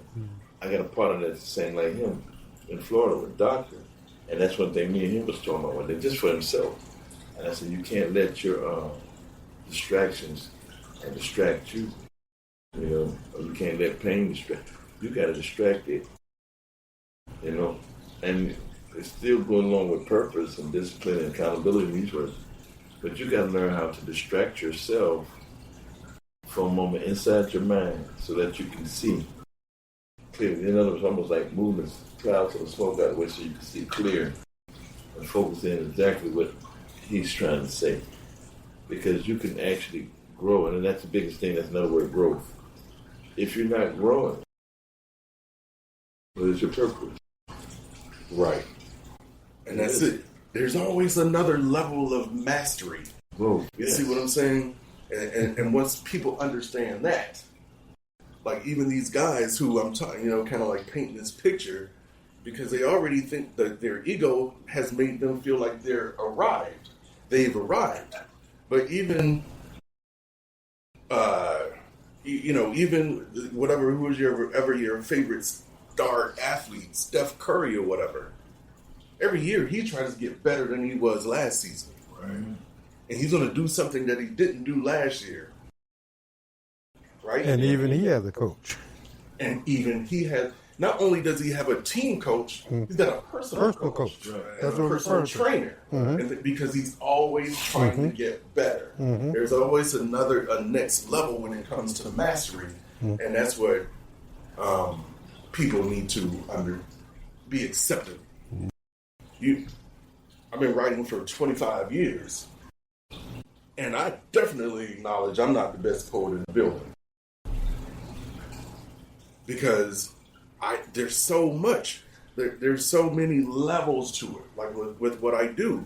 I acknowledge, I think I acknowledged when you were there the other night, there's a young lady who comes in there, and most women, they are open book.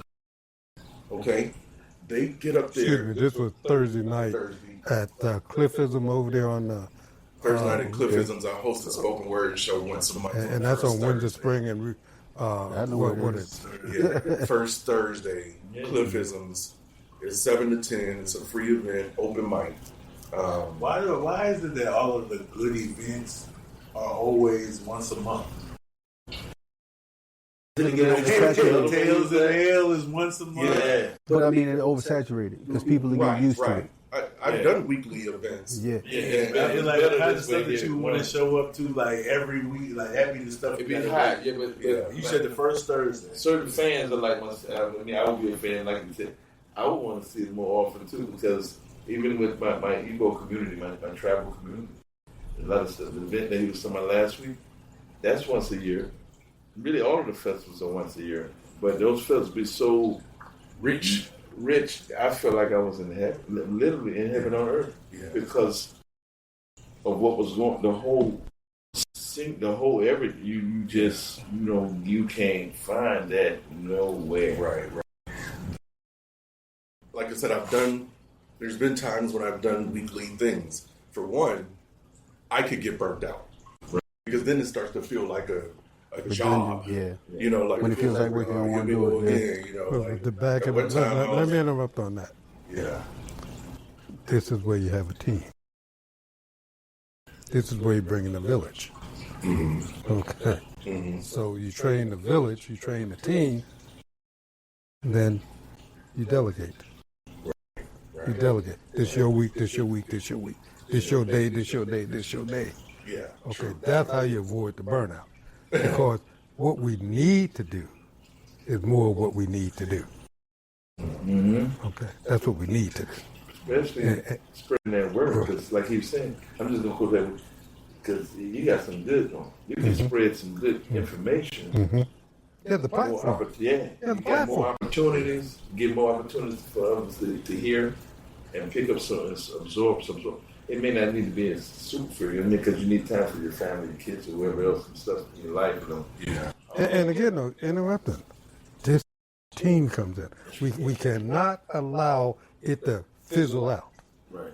Because we have the people, we've grown accustomed to that microwave mentality. Beep, beep. We want it in 20 seconds. And if it's not happening, we have short-term memory. Okay, and that short-term memory is wow.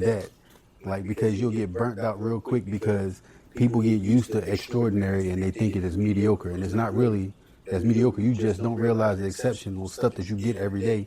To you, it becomes normal because you're used to it, and it becomes just a passing fancy. And then after it disappears, you're like, man, I had this at my disposal, and I took it for granted because I didn't realize what I was getting all the time. And that's how people actually are looking at life nowadays. You don't realize the greatness that you get every day because you're just letting it pass off because you're thinking it's just something else. You're not actually sitting and listening. You're hearing it, but you ain't listening. Right. But see, we have, and not to cut you off, but that's just one event. Mm-hmm. But I have several other things. Like I said, I got irons, like my man said, you got all these different irons in the fire. So, we got, that's a monthly event. But I have 3 monthly events. So you literally got an event every week. I got a first Thursday spoken word. I have a second Tuesday social session that's coming up at the Icon Cigar Lounge this coming Tuesday. I have a first Saturday house music thing downtown at Tribeca. So I've got 3 monthly events. You know what I'm saying? Okay. And so to make something weekly in the midst of that, well, I figured out. That is weekly. Right, but it's not just that he basically got. But it's not just the one. It's just not. It's variety.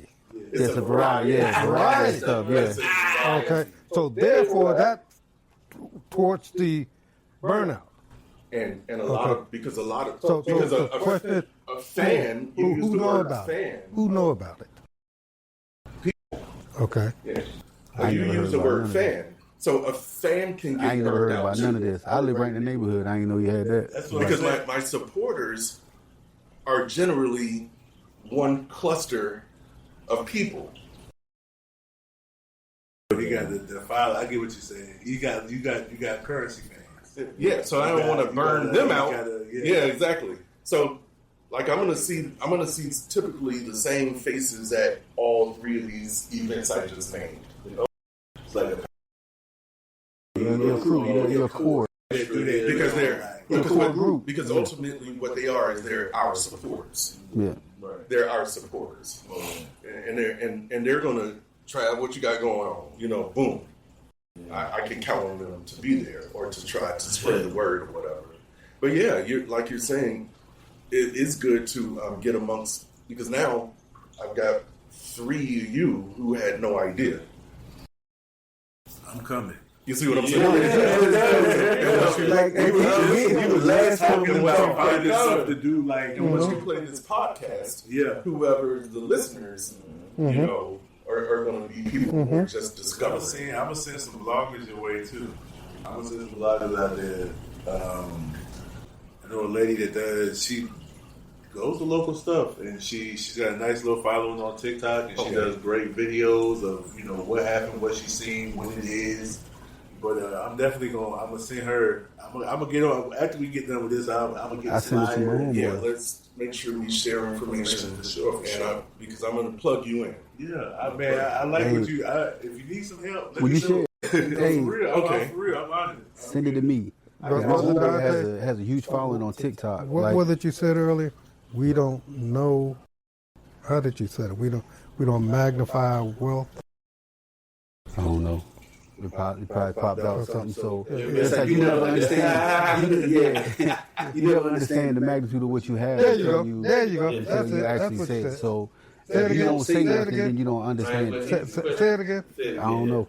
You don't understand the magnitude. You don't understand the magnitude of what you have until you actually start to look at it. So, That strength that he was asking that question. so like community wise, like we were talking about it earlier, like it's people out here. Like I'm telling him, like I just went out with people. I've been retired for 7 years, so my first time actually going out anywhere was with my brother. I call him my brother, but that's my daughter's godfather, and then my son and my nephew.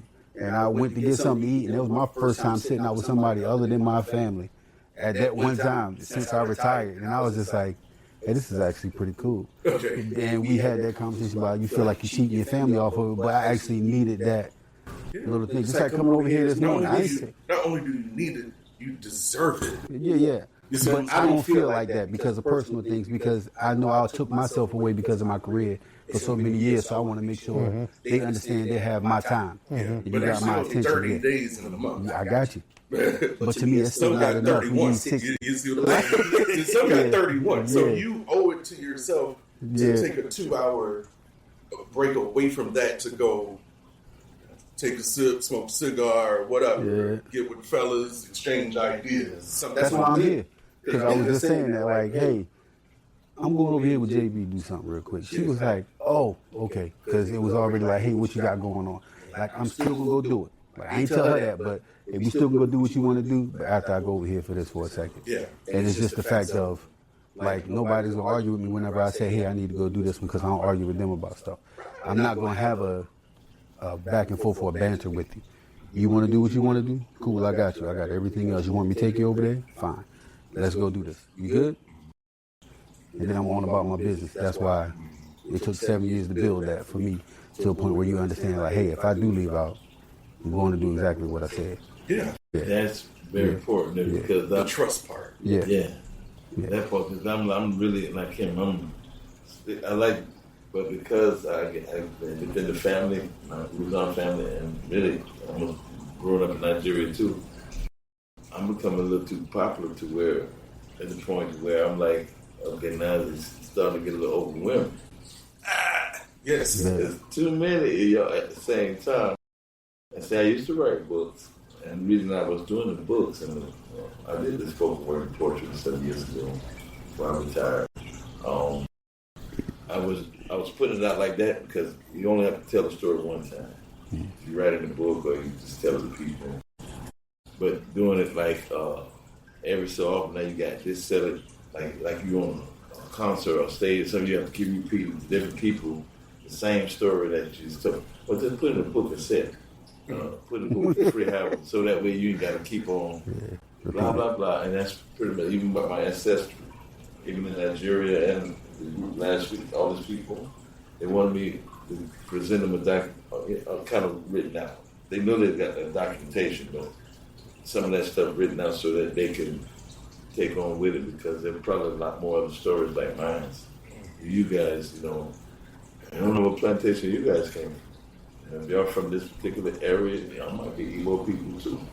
Especially if the boats came in from Charleston or Savannah.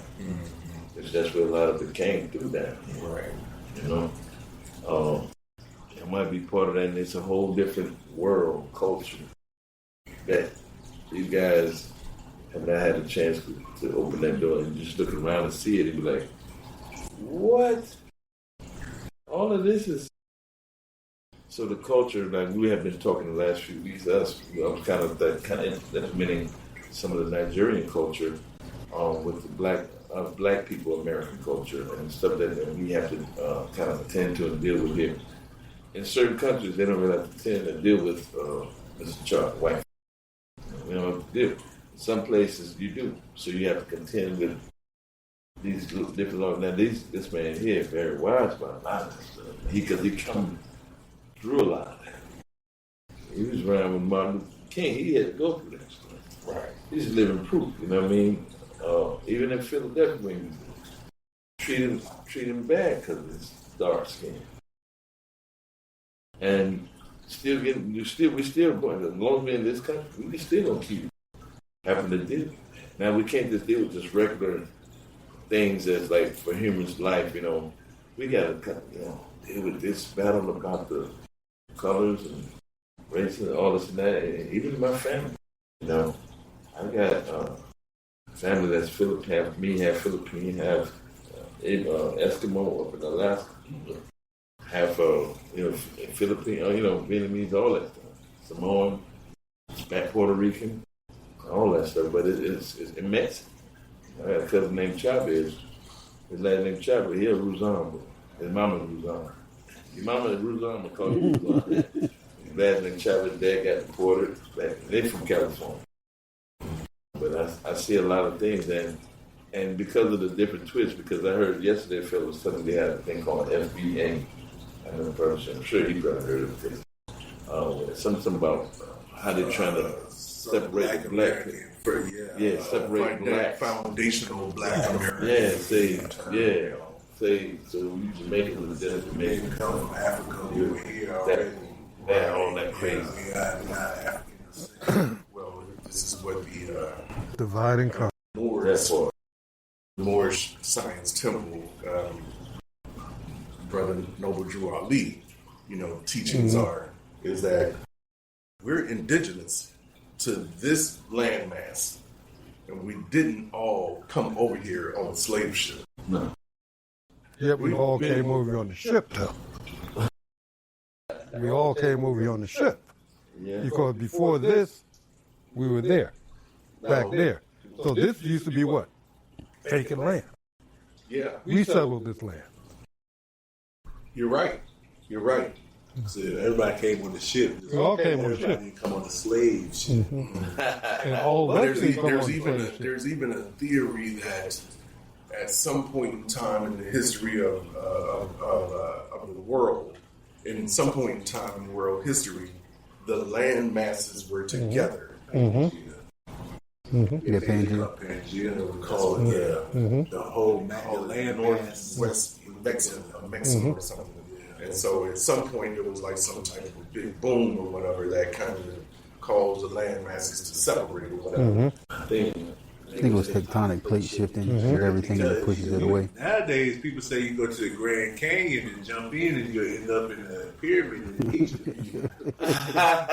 They got a certain area of it where it's cut off where you can't even actually go and look because they actually found hieroglyphic stuff inside of certain canyons. And they have an obelisk. They have an obelisk down there that they were talking about, and it was like a crystal or something like that.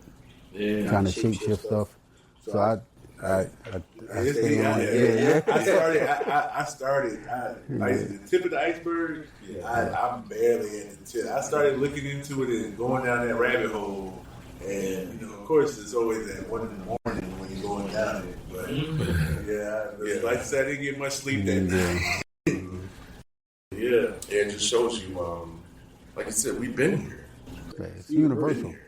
Like they could have been sending people as rich as they were. They could have been sending people all over the world, just finding areas, and that was a way of them finding, like, hey, I've been here. Yeah, the ones that we label Native Americans. Mm-hmm.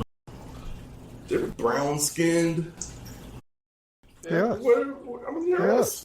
The You see what I'm saying? Yeah, the further part of that is the structure. If you look at an American structure, the Native American structure, it's just like that. You got a chief, Right. you got a tribe. Right. They had different names when they came. They were tribal And you had the people. pyramids and temples and what have you. And it wasn't until the 1800s when white folks came up with the Dawes Act, the AWES, which says, okay, well, we got all this land that we're going to give to the Indians. So with the Dawes Act, they paid $5 to get on the roll. So this is how white folks became Indians. $5 Indian. $5 Indians. Yeah. $5 Indians. Right. So therefore, when we see Indians, we see them because they're the $5 Indians. But the original was us because everywhere these folk went, and this goes back to who is that guy? And I'll think about him in a minute. Everywhere they went, we were there to greet them. Everywhere they went, even when they came out of the caves, we were there to greet them. Yeah. Okay, we're in China, we're in Japan, all the islands, all over, everywhere, all over you. Like that, when they came out of the caves, Right. we were there to greet them, Right. Not only greet them, but teach them, Teach them, yeah. elevate them. Basic hygiene. So this is why we black men been there. My ancestry goes all the way back to Gad. I'm pretty sure you guys heard that name before. The guy who they listened to the Bible was Jacob and 12 sons. Gad was one. Then, Joseph and all the Reuben and all the different names. But Igbos come from Gad. It's not last week when Dr. Machuku, he was telling us that man's very smart. That dude is very smart. I mean, he's the older fellow. He's about to become king now because he's the regent right now for Anambra State. I know y'all don't know about Anambra State. It's a place in Nigeria, but he's the regent right now. He's about to be king. But he was telling us today how we should address him now. Not your majesty, most high. But he will be there soon because right now he's entering. We're talking about January, but like I told you, they're going to have a lot of ceremonies and festivals. And that's one of them. They're saying even something that's a group Igbo festival. This is individual, like a wedding. Those are individual gatherings that I've been invited to in Nigeria and America. And I'm like, man, I looked at his backstory because he got a website, Facebook and all of it. But he don't really have it. He's an older fellow. Yeah.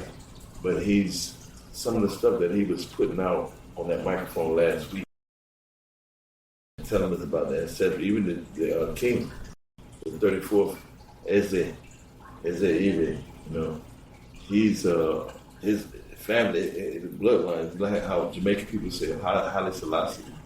Go back to Solomon in the Bible. This is exactly what the Igbo back to Gad. It's how far back it goes. That's why some of the different symbolism you see here with the three heads, or the Ohafia war dance, all of the different surrounding things with the culture, movement. You know what I mean? It's really, really, really. It's something like I said. You just gotta take your time. But by the time you open that door, you don't want to close it. You don't want to close it because now you like how he said earlier about growth. You keep on stacking it up. You think that you reaching the Magnum Cool Loud. Right. Yeah, man, it's another Magnum Cool Loud that you even know exists. I said, man, so the culture, and I hate that I started late, but it ain't been a better time than never, as long as you do it, I got a lot of grandkids, I got 11 grandkids. They watch my grandson sometimes, you know. Me having to pass this stuff on that we're talking about now, and we're going to keep talking about later on in future buildings, to build this conversation. I got to pass this to these kids. Sometimes it's a relative, it's a bunch of want to be right here, then I'll walk away. I don't want to come here. Yeah, I'm probably to this house before too, and we sat right here, and I'm like, kids, you don't got a car. It's too many. My son got 7 kids. Yeah, my daughter, she has 2. My other daughter has 2. So again, with that question you were saying about being strong. Let me interrupt you for a second. Make sure you edit that out. I went to the bathroom. I was just about to ask you.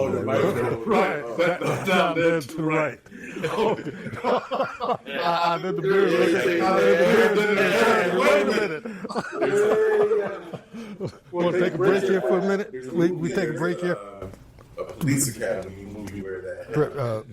Break it for a minute. Give them a chance to come back. Go ahead. Let me know when Ash. Yeah, that's what I'm doing.